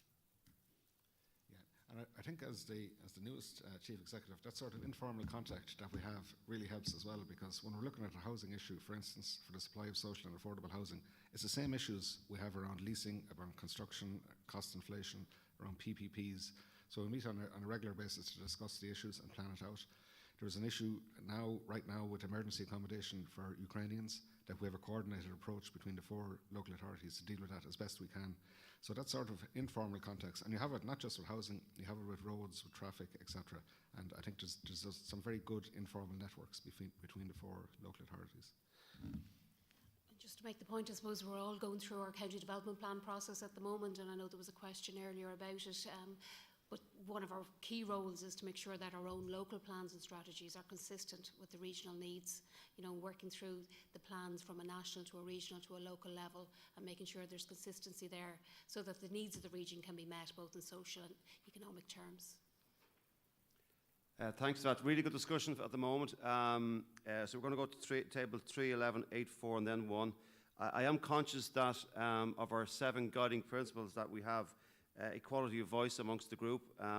So 85% of the Citizens' Assembly is made up of the 67 randomly selected members, public members living in the city of Dublin County. So I want to hear from you next, please. The next 2 questions, please, from the 67 randomly selected citizens. So table 3, 11, 8, 4, 1. Okay, so then we move on to table 11. We'll come back to you, Madeleine. Thank you. Hi, Marie Quill's my name. I too remember what it was like when we had 2 local authorities, and it was unwieldy. But my question would be, would it not be time to break up Dublin City and amalgamate it into the county? So instead of having 4 local authorities, you'd have 3. And each local authority would be equitable, it would have a bit of city, a bit of county. It could be north, south and west. That's it. That's my question. Thank you.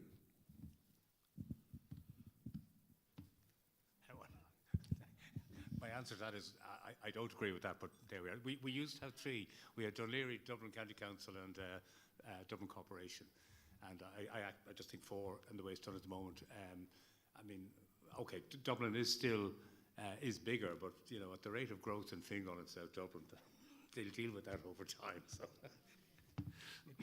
It may seem like a horribly obvious thing to say, but notwithstanding the fact that South Dublin or Dublin City or Fingal and Dublin City are only a matter of kilometres apart, the local government operational issues that arise in Dublin City are vastly different than what arise in South Dublin, believe it or not, vastly different. It would be a very long conversation, but they are vastly different.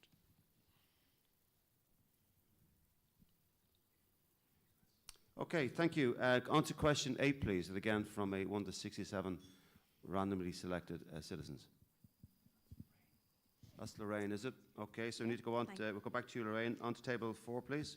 Thanks very much. Sorry, Lorraine, we will come back. Table 4, please. Hi, Brian Murphy is my name. I would be one of the older members of the general public here, and delighted to be here this morning. I look on the job that we have to do here as possibly recommending that Dublin get a directly elected mayor. I would hope that if we do, that guy is elected, that he runs the city as it should be run, as a business should be run, with efficiencies at all levels.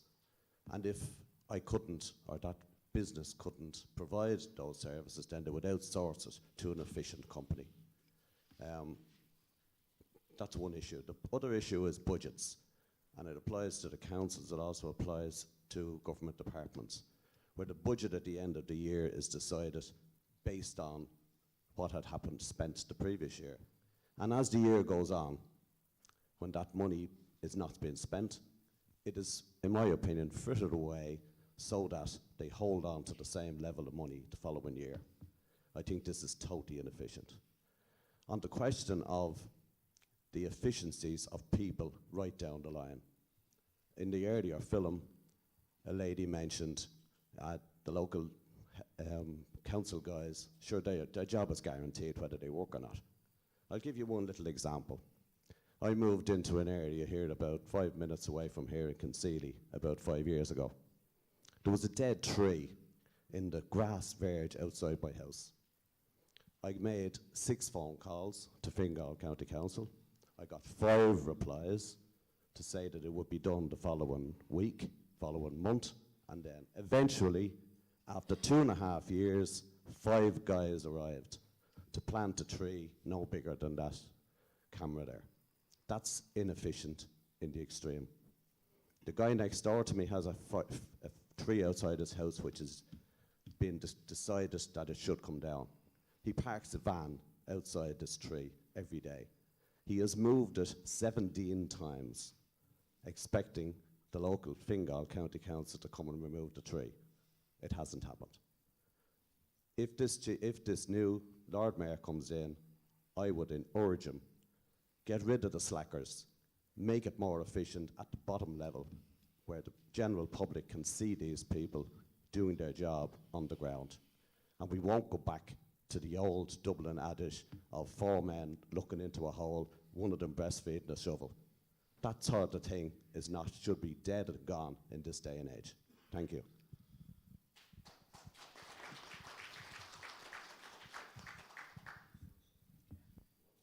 I suppose that's a good illustration of the challenges local government face in terms of the quality and value of what we do versus the sort of issues that you were raising on the ground.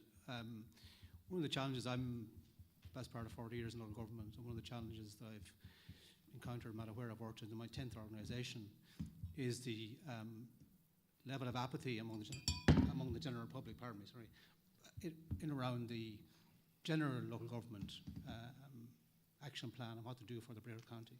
There'll always be day-to-day problems, and that they have to be dealt with. Well, I just ask you to take on board the positive things that your authority do, as well as the bad experience with the tree. Unfortunately, whether it's Irish culture or background in Hall's Pictorial Weekly or whatever it is, we tend to focus on the 1%. That's a great pity, because local government in this country does fantastic work. I got 5 minutes this morning. My annual staff talk, I've never done it in less than an hour. And I only cover 1 year. 1 year. If I was to talk here today, I could talk for 3 hours, 4 hours, non-stop, in relation to the value of South Dublin County Council. Yeah. So look, it's a challenge for us. It's there, we've got to accept it. And your complaints and other genuine complaints have to be addressed. But there's a bigger picture as well. Thanks for that, Danny. We move on to the next question. Before we do, we're always conscious of gender balance. So if there was a directly elected mayor, it would be a person, either he or she. So number 1, please.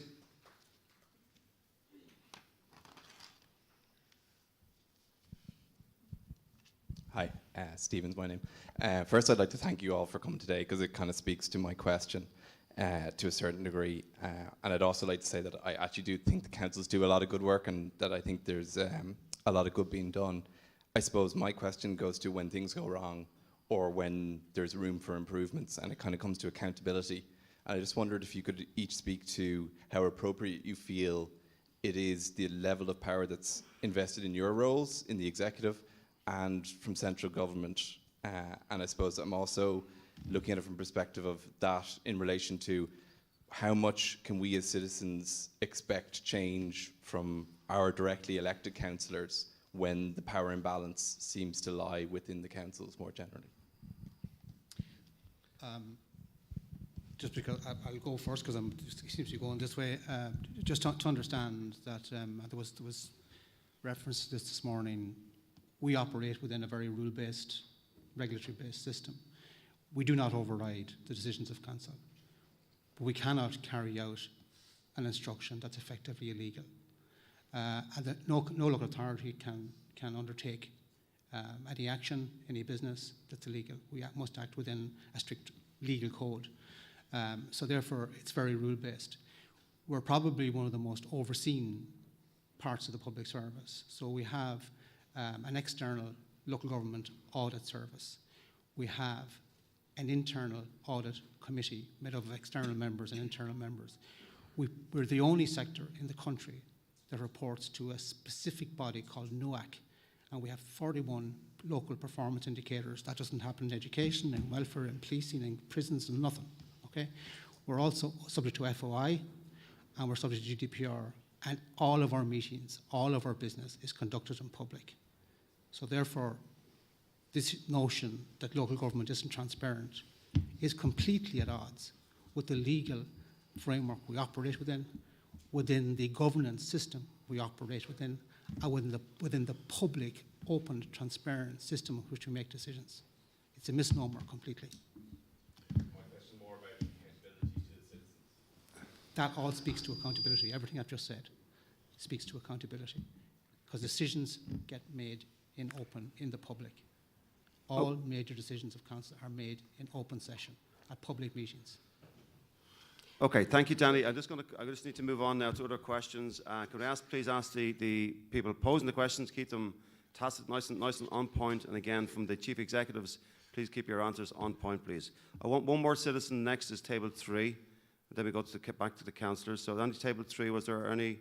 Then we're on to table. I'll come back to you next, Madeleine. Table 8. I know question. You have a question, Lorraine. Did you have another question at table 8? You did, indeed. Yeah, please. Over to you. And then we'll come back to Madeleine, then Lorraine.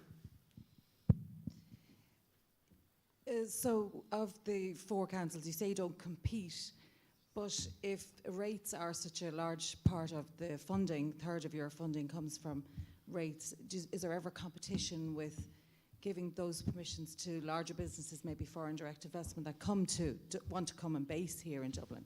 How do you divvy that up amongst, do they all want to come to the city, or do they want to go out to Fingal, considering the population diversity in the Thank you. I think our biggest strength is that we're a city region. So from in economic development terms, you're going to have people attracted to the city region. And then as a factor of geography, you know, do they need to be located to the airport, to the port, or to the city and the high population areas, or indeed our third level institutes. So it balances because we are a city region and we're competing internationally rather than nationally mostly for economic development. So do they come to you and say, you know, do you suggest places that they can base themselves, or do they come to you saying we want to be based in those areas? You know, is it collaborative in that way, or who starts off that conversation? So we promote ourselves as a city region firstly, the likes of Smart Dublin and other initiatives which are basically talking about the strengths that we have, and then typically the investor decides their own site where they want to locate, and that depends on a lot of factors. But as we work to regional planning, you'll find that the zoned land for economic development suits the area. So there's quite a balancing approach because of the approach we take in planning terms, but also in terms of how we promote ourselves as a region. Yeah, and if I could just come in there, we don't compete with each other in terms of rates either. That never happens. And you know, I've worked in a number of local authorities right around the country. It's not the way economic development happens. We work on a coordinated approach. As Anne-Marie said, we have our own economic development units. We develop, I mentioned Sandyford earlier, we developed that in Dún Laoghaire-Rathdown.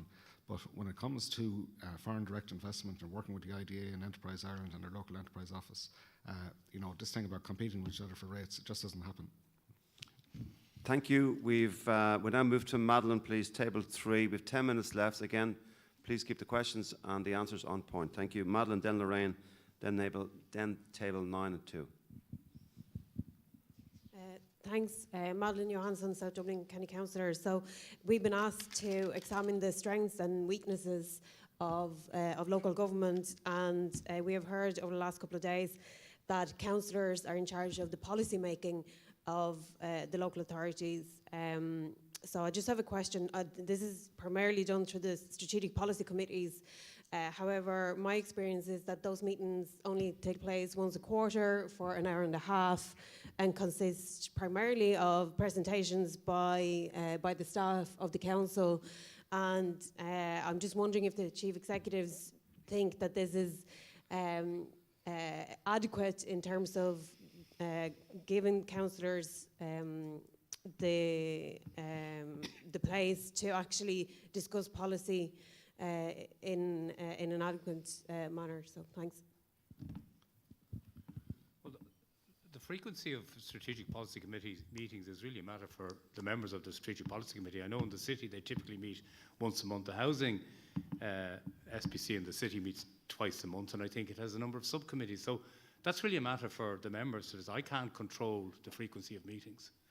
So, but I certainly think that I can speak from my own experience, is that, you know, a lot of the basic policy formulation comes through our SPCs and then ultimately decided by the council. Now, clearly the executive does present reports, etc., but it's, you know, if we can't get the agreement of the SPC, it's going nowhere, you know, so we have to, you know.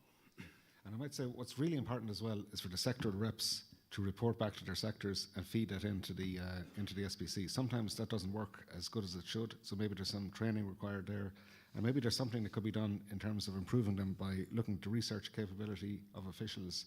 But it's a two-way street. It's what the sectoral reps put into it is what they're going to get out of it.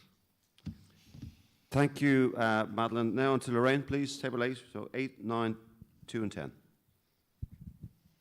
Thank you very much.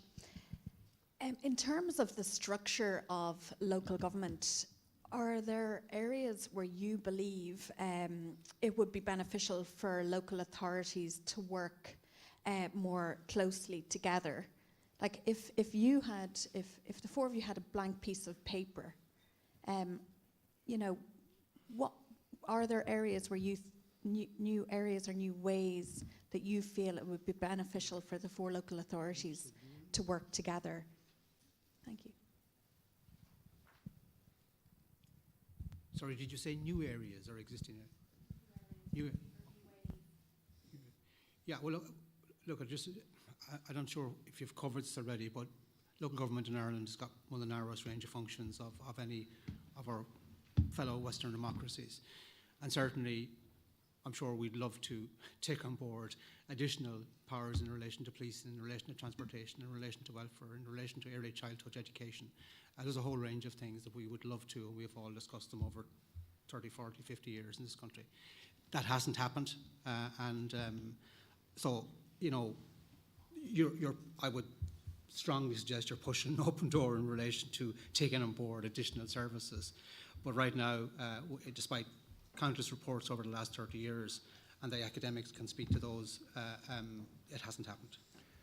Thank you. We're going to thank you for the question, Lorraine. We're now going to move on to table 9, please. Next two questions from members of the public. Thank you. Yeah, my name is Chad Huang. I have a question. You know, this group was set up really to directly elect mayors, you know, the future mayors of Dublin.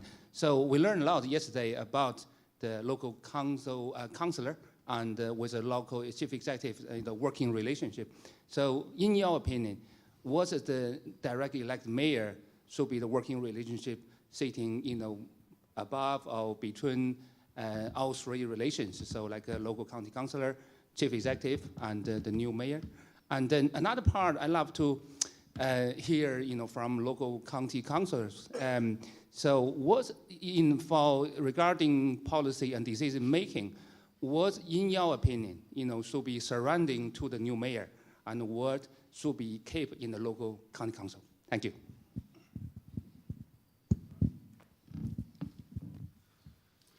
I'm not sure we're allowed. I think maybe I think in a general way, and I suppose a lot of the questions are feeding into this comment.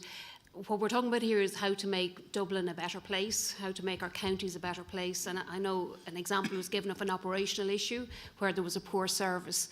But the key thing we need to remember is we want to make Dublin City and County the best it can be. And whether that's political change or change at the executive, that's what we need to be considering. I suppose a lot of the issues in terms of integrated planning, transport, police force, schooling, education, health, all of those issues are largely outside of the remit of local authorities at present, but there are structures in place to try and get better coordination. And an example of that was during COVID, where we all worked together to try and ensure that there was no one left behind when people were isolating in their own homes. And local authorities led that, but didn't deliver all the services. We led the volunteers, we led the working with the HSE, the Department of Education, and many, many others to try and make sure that gaps were filled and nobody was left behind. So in your consideration, I think the most relevant thing is what will make the place better.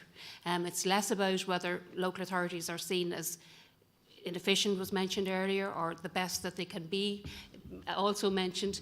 It's more about will the place benefit from a change in structure?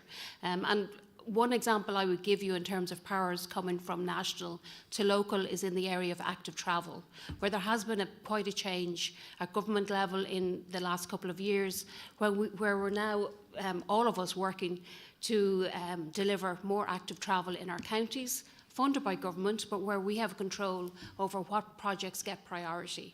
And that control rests with our councillors, who determine, you know, what the work programme is going to be in a particular year. And it ultimately will get your integrated active travel across the city and county. So there's different ways of achieving the same thing, but I would ask you to always bear in mind what will make it, the city and county, a better place, whether it's a directly elected mayor, 1 or 4. I'd say in the case of Fingal, for example, just to compare us to Limerick, we're bigger than Limerick City and County in terms of population, in terms of budget, in terms of economic activity. So if we are subsumed into one directly elected mayor for Dublin City and County, will that be to our advantage or disadvantage? And that type of consideration needs to feed in to your discussions. Thanks, Anne-Marie. Thanks for that. Again, we've got 3 minutes to run. We've got 4 questions, so please, on point. Question 2, table 2, and again from a member of the public. So keep it nice and tight, please, and similarly with the responses. Thank you. Hi, I'm Kieran from Swords. I just noticed from the film the disconnect between the the public. And one of the examples I can just remember pre-pandemic, your predecessor, I think it was Mayor Flavin and Executive Paul Reid, was a bylaw that was brought in with very poor public consultation, and it caused an awful lot of problems to do with the dog off-leash ban. And when the problems with the parks was bins and antisocial behaviour. Now, literally last year, the bins all of a sudden arrived. But I'm just wondering, is this sort of poor consultation going to get worse with a directly elected mayor? Or that's basically my point. Yeah, I don't think so. You know, consultation is improving all the time on how we do it. And Marie mentioned the active travel, and we're consulting very early now on all the active travel schemes in terms of schools, what we do in the States, and it is bearing fruition. So, you know, consult early, consult often. It does help, and I think we're all moving in that direction anyway. So I don't think it'll be affected by a directly elected mayor. I think that type of consultation is going to increase. And we mentioned earlier the public participation networks and local community development companies. They're all in place at the moment now. So that enhances the consultation. Thanks, Frank. Move to table 10, please, now. So we're back to either a councillor or member of the public. I have another one. Sorry about that. By the way, quick comment to the answer given to the gentleman at table 4 earlier. I think just as leaders, it's always better to focus using the black spot on the white sheet analogy. It's always better to focus on the black spot rather than trying to get us to look at the white sheet, because it simply doesn't work, you know. So just as leaders, you shouldn't deflect like that, in my humble opinion. My question, though, relates to, we heard the presentations. Fingal told us they had, I think, 49% of the geographical spread. Other places had more population. I think Owen Keegan said about the population was the highest of the 4 councils in Dublin. And yesterday we heard presentations, we were shown, and we've also heard the references to Clondalk, and you know, when it was first, it started off with 1,500 people, now it's 80,000, or Tala, similar like that, the explosion of population. So I'm just wondering, because yesterday we saw that Denmark is like really focused on local authority and having power and having budgets and all that kind of thing. And Ireland, I think, was bottom of the list, or second bottom. I think Moldova was the only one who had more central kind of influence than Dublin does. So I'm just wondering, is there criteria that we can look at on websites somewhere or whatever that determines when you subdivide? So we had one unitary authority, I think that you go back decades and decades, one unitary authority, then this lady said it changed to 2 at some point, because she's arguing that it should go back to 3 or made that presentation. But for better local engagement, just like central government, it's very hard for people to connect with it because they deal with the whole country. So for better local engagement, the more you subdivide as populations grow, etc., the more you connect, the people can connect with the local people. So is there criteria, whether it's geographical size, whether it's population, whether it's budgets, etc., is there criteria that determines when another subdivision should take place so as that local connect is even stronger? Thank you. There's no criteria, but no, there's no specific criteria. It changes. Well, France has got councils for 1,200, 1,500 people. So it's from that small to as large as, you know, substantial boroughs like London or whatever. There is no set criteria, no. Okay, so we're going to take the last 2 questions. We're on the approach now. We're in the hole, waiting to land. So we're going to take question 4 and 7 combined, please. So question 4 and 7, and then I'll ask each of the executives to make a response to these 2 questions combined.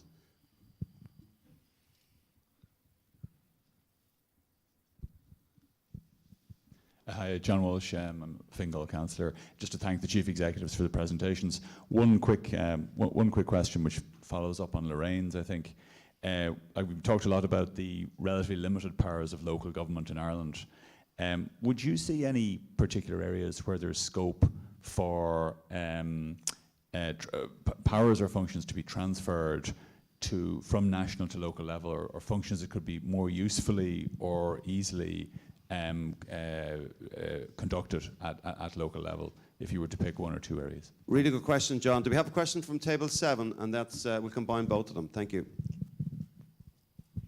Yeah, I think my question actually kind of ties in quite well. I was going to ask if there was one thing you could change about the structure of local government currently, what would it be and how would you change it? And could we have one comment, please, on that, those combined questions from each of the chief executives, and it'll be wrapped then. Thank you. I wouldn't have abolished town councils, and I would say things that get into people's homes, policing and education. Owen? I suppose I would be conscious of the fact that a lot of the issues we're dealing with are very, very controversial. And I mean, Frank has said we need to do more and better consultation. But at the end of the day, half the population are in favour of having dogs on the lead and half are against it. So sometimes you just have to go and do things, you know, and sometimes, you know, we can't please all the people. So a lot of the things we're dealing with are controversial. So we just have to bear that in mind. In terms of things I change, I think public safety is very important in our towns and villages and to our population.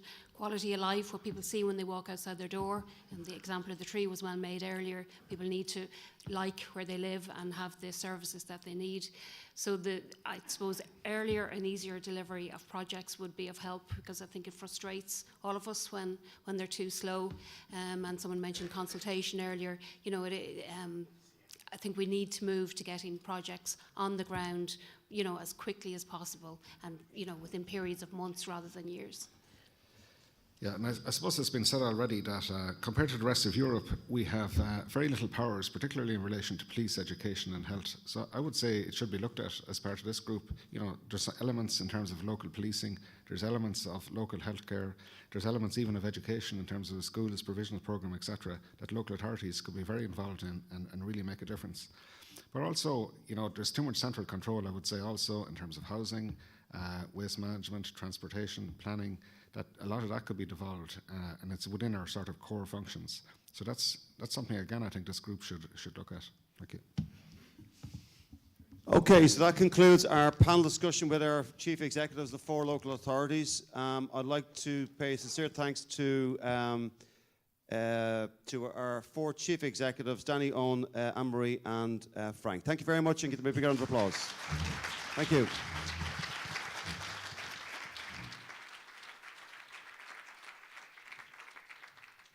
So that concludes the morning session.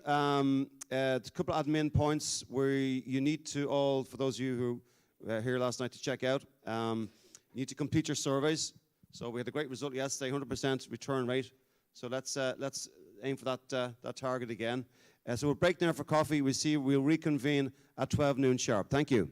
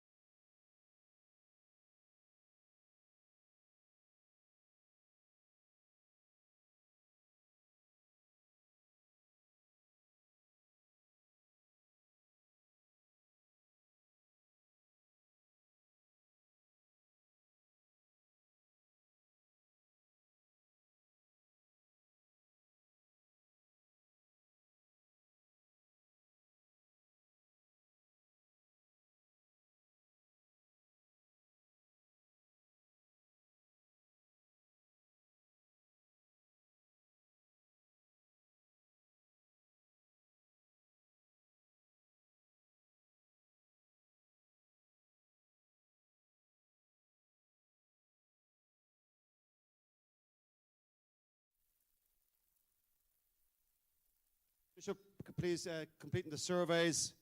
We want 100% completion rate again. That would be fantastic to achieve that. And now it gives me great pleasure to hand back to Dr. A. Quinlivan on why a directly elected mayor and the general challenges, risks, benefits and opportunities dovetails nicely into the conversation we just had with the Chief Executive. Thank you. Thank you, Chairman, and good afternoon to you all. It has been a long weekend. You've been very attentive and have had a lot of information coming directed at you. I hope you will enjoy now this final session, the purpose of which is to discuss what we mean by a directly elected mayor and talk in a broad sense about some of the possible benefits and challenges of establishing a DEM in Dublin. And as you can see, we have moved seamlessly from Cinderella to Baloo. From a definition point of view, a DEM, a directly elected mayor, is exactly what it says on the tin.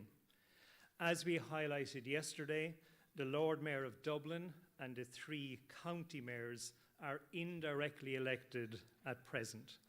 That is to say, they are firstly elected as councillors, and then the council votes on who should be mayor for the coming 12-month period. It is largely a ceremonial role with no extra powers, though the mayor does chair council meetings. The current programme for government, called Our Shared Future, envisages a change for Dublin, whereby the mayor would be directly elected by the people, and the 2 big alterations linked to that would be a 5-year term of office and some executive powers. That programme for government committed to establishing a citizens' assembly in Dublin in 2021, but of course COVID intervened. It also referred to the transfer of powers from chief executives to mayors directly elected by the people for 5 years. Beyond that, there is a vagueness, and to some extent, you as assembly members have the task of filling in the blanks or at least making recommendations. For example, are we talking about a directly elected Lord Mayor for Dublin City? Are we talking about a directly elected mayor straddling the 4 existing local authorities? Are we effectively talking about a regional mayor for Dublin sitting above the current structures?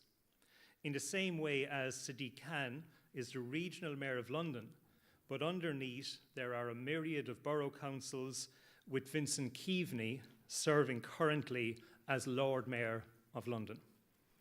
And to add to the confusion, of course, Keaveney is a Dubliner. The lack of prescription about a DEM allows for you to be creative in your thinking. As the American author and poet Julia Cameron wrote, creativity is always a leap of faith. You're faced with a blank page, blank easel, or an empty stage. Is your page blank? Not entirely, because we have been alluding to the introduction of directly elected mayors in Ireland for over 20 years. In future sessions, we can try and learn more from different jurisdictions, assess diverse, strong and weak mayoral models, talk about removing a mayor from office, the relationship between the DEM and chief executive, and between the DEM and the council. Today, however, I want to stay out of those specifics. We will get there over the coming months. Rather, I want to focus more generally on the concept of a directly elected mayor. In other words, if we were engaged in an exercise whereby we were writing down perceived advantages in one column and perceived disadvantages in another, what would we come up with? Before getting to that, and Derek covered some of this yesterday, it would be remiss of me not to briefly set the stage because we have been here before. Legislation was passed as far back as 2001 under Minister Noel Dempsey to introduce directly elected mayors for a 5-year term with executive powers from the 2004 local elections. The 2001 Act was noteworthy for its lack of detail about the precise functions of the mayor. These issues were never clarified, and in a dramatic shifting of positions, the government repealed the directly elected mayor proposal 2 years later. The matter was put on hold until 2007, when a coalition government was formed with Fianna Fáil, the Green Party and the Progressive Democrats. The government pledged to introduce a directly elected mayor for Dublin with executive powers by 2011. In April 2008, Minister John Gormley published a Green Paper which contained a useful and well-framed discussion of the issues involved. And that is a document I think that we should have access to. Alas, by the time that government left office nearly 3 years later, no white paper had been produced and none of Minister Gormley's reform ideas had seen the legislative light of day. It was a further 3 years before the issue of directly elected mayors came forward again in legislation, this time under Minister Phil Hogan's Local Government Reform Act 2014. The legislation proposed the holding of a Dublin plebiscite on the issue on the same day as the 2014 local elections. However, the legislation included a provision that each of the 4 local authorities which constitute the Dublin metropolitan area would firstly have to individually adopt a resolution in favour of holding the plebiscite. 3 of the 4 Dublin local authorities comfortably adopted resolutions in favour of the plebiscite, but Fingal County Council, as it was fully entitled to do, did not adopt the resolution, and that was the end of the matter.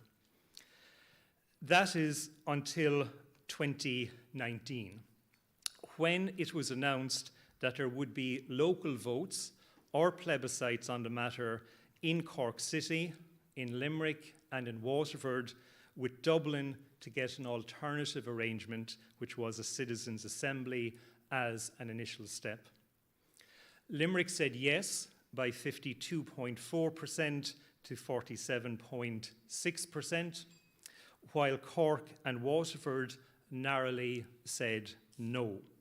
We await the DEM in Limerick, and in the meantime, of course, here we are with the Dublin Citizens' Assembly. As Mollier wrote, it is a long road from conception to completion. The road in Ireland towards the DEM has been filled with potholes and obstacles, but a lot of work has been done in the past 20 years. For example, in advance of the 2019 plebiscites, the government published what it called detailed policy proposals. There were some interesting things in this document.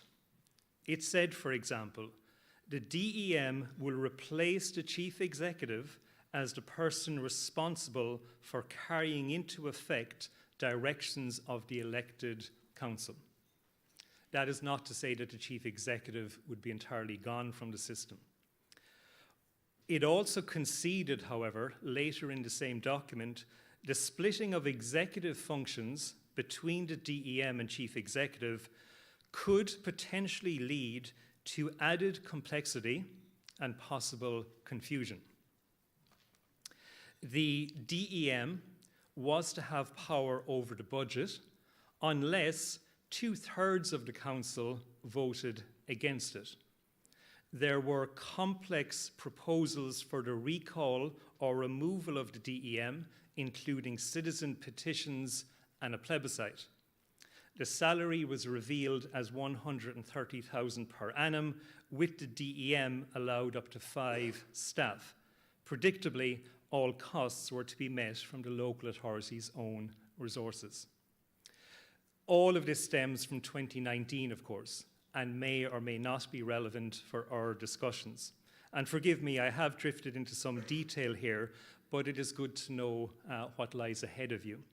So let's get back to our list of pros and cons, and I will hope to do so in a balanced way. On the pro side, it is not difficult to make a case for directly elected mayors. They are a dominant and a growing international trend. With a DEM, you should get greater democratic legitimacy because, of course, we are talking about a direct vote by the public, a 5-year term in office, and executive powers. This should result in clear political leadership and a champion for Dublin to help it compete against other similar-sized cities across the world. Overall, we should see greater visibility for local government based on the profile of the election for a directly elected mayor and, of course, the winning candidate. And this could hopefully generate more interest from the public, higher levels of participation, and turnout. The mayor could potentially become a catalyst for wider local government reform, addressing some of the weaknesses in the system I outlined yesterday. Think, for example, the mandate that a directly elected mayor for Dublin would have. She or he would have the largest electoral mandate in the country, bar the president, which is an apolitical role anyway. The size of that mandate may make some in central government nervous. What if the mayor is constantly at loggerheads with the government?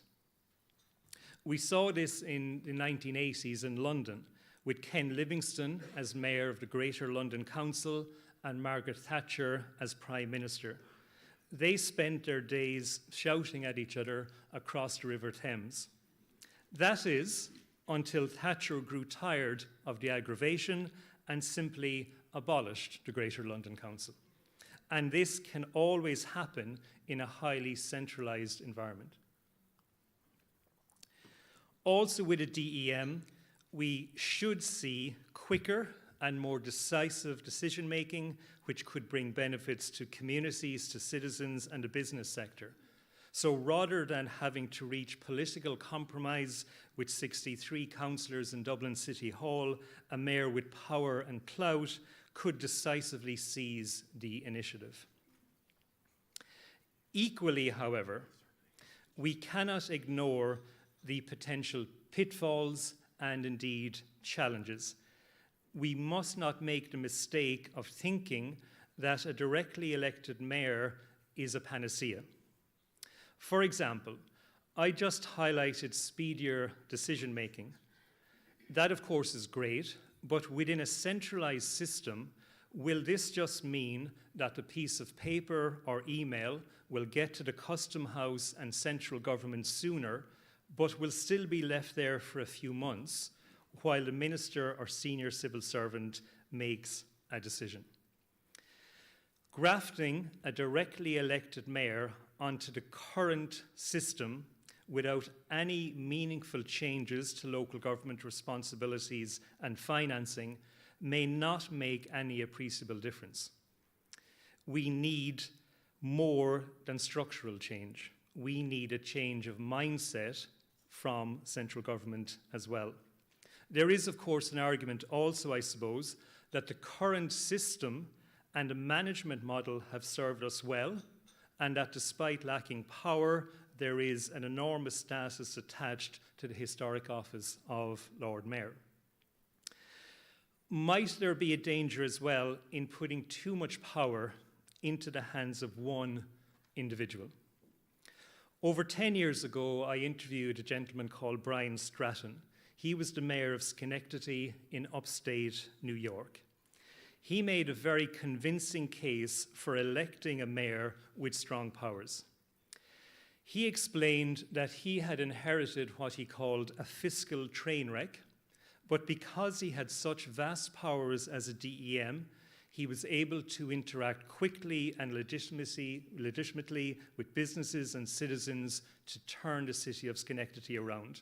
And he was rightly very proud of this. I left his office quite convinced, but then I did some further research.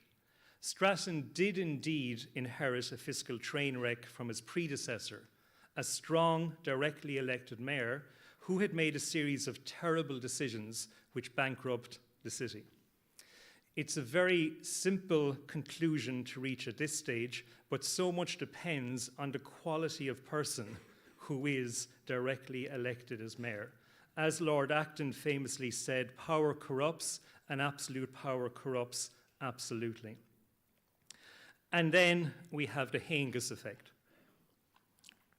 My research centre in UCC, the Centre for Local and Regional Governance, was opened in 2016 by the Mayor of Hartlepool, by a gentleman called Stuart Drummond.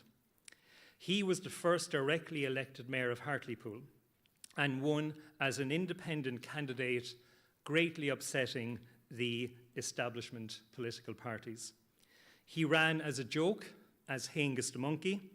He was the mascot for Hartlepool Football Club and ran his campaign on a promise of free bananas for all. In the 6 months prior to his election, he was thrown out of 2 away football grounds for what was described as lewd and inappropriate behaviour towards the opposing team mascot. Heingus was elected as Mayor of Hartlepool. Clearly, this gamble could have gone either way, but in office, Stuart Drummond thankfully removed the monkey suit and performed admirably, to the extent that he was twice subsequently re-elected. At this point, the establishment parties clubbed together, getting the required number of signatures to force a local referendum. On a very low turnout, under 20%, the people of Hartlepool rejected the directly elected mayor model and returned to the more cautious mayor-council system which we have in Ireland. There is no doubt that the direct mayoral election can descend into a celebrity contest. We have seen the elections of Ray Robocop Mallon in Middlesbrough, comedian John Nair in Reykjavik, and Kane, the WWE wrestling star who is currently the mayor of Knox County in Tennessee. I spoke earlier about raising the visibility of local government. This happened in the UK, but only in embarrassing ways, with miserable turnouts, 12% at the referendum in Sunderland, confusion, lack of engagement, and no votes in the majority of mayoral referendums. In 2012, the UK government initiated mayoral referendums in 10 English cities. Only one was passed, in Bristol, on a 24% turnout. In conclusion, there is a lot for you to ponder. It is worth restating that the starting point for you is that Dublin is to get a directly elected mayor. Only the form that this takes is up for debate. I believe, however, it is worth entering into that debate mindful of possible challenges and pitfalls as I have outlined. When assessing DEMs, you cannot go much further than the argument that this will increase the democratic legitimacy of the office of mayor. It is a positive example of direct democracy. Of course, Winston Churchill stated, "The best argument against democracy is a 5-minute conversation with the average voter." This is an elitist view. It does not chime with the basic concept of giving people the chance to choose, and indeed, it contradicts the entire basis of this assembly. As citizens, we may choose badly, but we cannot have it every way. In my opinion, if I'm allowed, it is easy to dismantle the celebrity circus concerns. We either believe in the primacy of the ballot box or we do not. We either believe in democracy or we do not. We either trust the public or we do not. I also have the hope, and I may be extremely naive, that it could be a game changer and a catalyst for local government reform. I quite like chaos theory and the idea of disrupting the status quo. The butterfly effect indicates that a small change in one component can result in significant differences in other dimensions. It is time to disturb the system and shake it up. Anthony Burgess once wrote the following: "It is common sense to take a method and try it. If it fails, admit it frankly and try another. But above all, try something. After 20 years talking about it, now is the moment to try something." Thank you.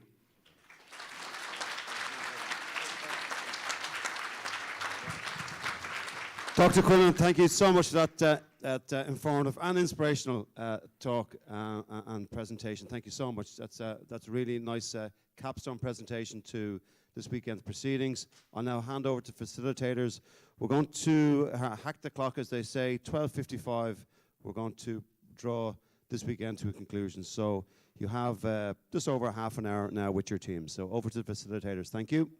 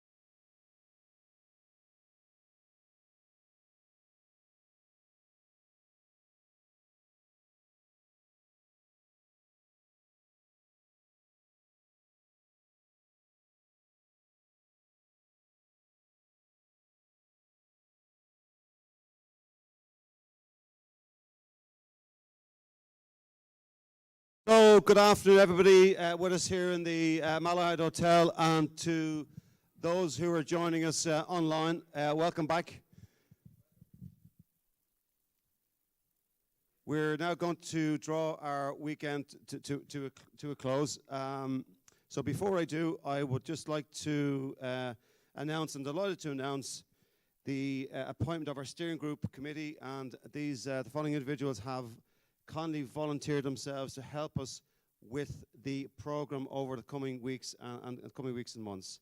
So congratulations to Valerie Johnson, Malcolm Stewart, and Barry Saul, who will be your steering group committee. So a round of applause.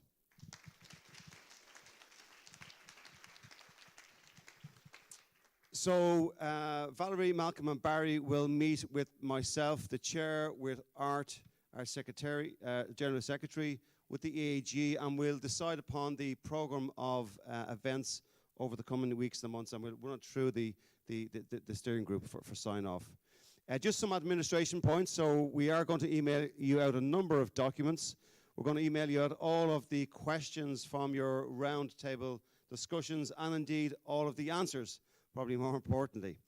So they'll be coming to you over the coming days.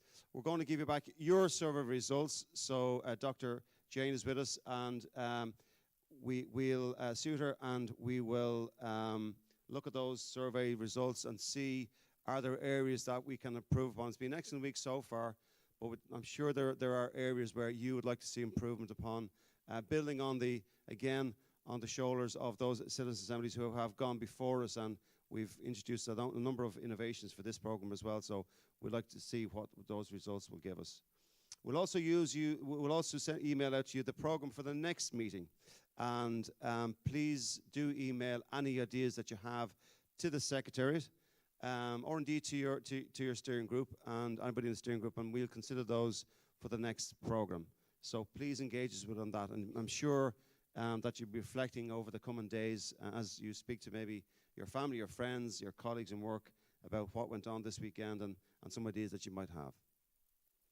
In terms of the citizensassembly.ie, so for the assembly members, and indeed for those who are joining us online, and for the greater public, we will be developing an online library for our members and for everybody else for that matter. It's on the public record. So all the papers that were presented today, you'll be able to get those and the notes that the speakers used, the presentations.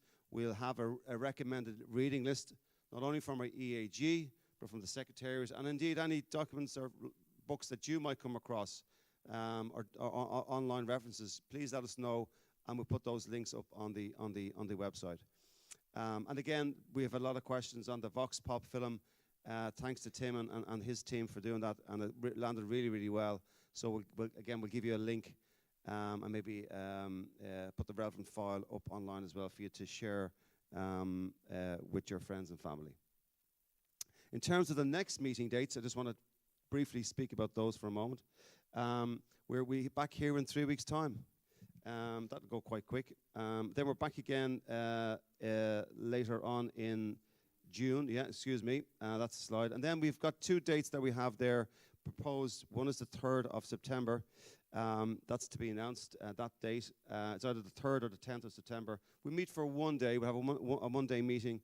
We're planning in the Mansion House. And then probably our final meeting, again, a one-day meeting on Saturday, the 1st of October in Dublin Castle, where we'll vote on our deliberations. So having reflected upon the body of work, I think you'd all agree, and the chat yesterday was that we might need a little bit more time or meetings to discuss matters. So we'll keep them nice and short and brief, and just meet for a day in Dublin City Centre. Again, 3rd or 10th of September, Mansion House, or the 1st of October. We will email you all those dates out again. So before I conclude, I just want to say a few thank yous. And I would like to start off with our excellent facilitators. Walking around the room there, the engagement has been absolutely fantastic. The energy here, it's crackling in the room. Not that you're looking forward to going home, but I think you're really engaged with this program and the body of work that we have to do. And it's been a fantastic weekend, and the facilitation by Caroline Gardner and the team at the Quality Matters and your facilitators and note takers. You have been outstanding. So a big round of applause. The Bulabus.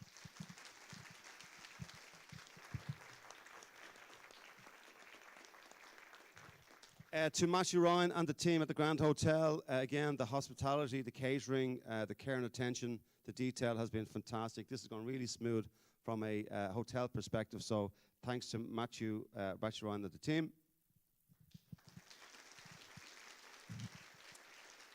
To Conor O'Brien and the PI Communications team for your broadcasting, the live streaming. For Jerry on the sound booth up there, thanks Jerry for looking after me. To the Irish Sign Language, Lisa and Dawn, thank you very much. And to our own public relations team, the Q4 team, Ronan Farron and his team. We spoke about the importance of public engagement with this process.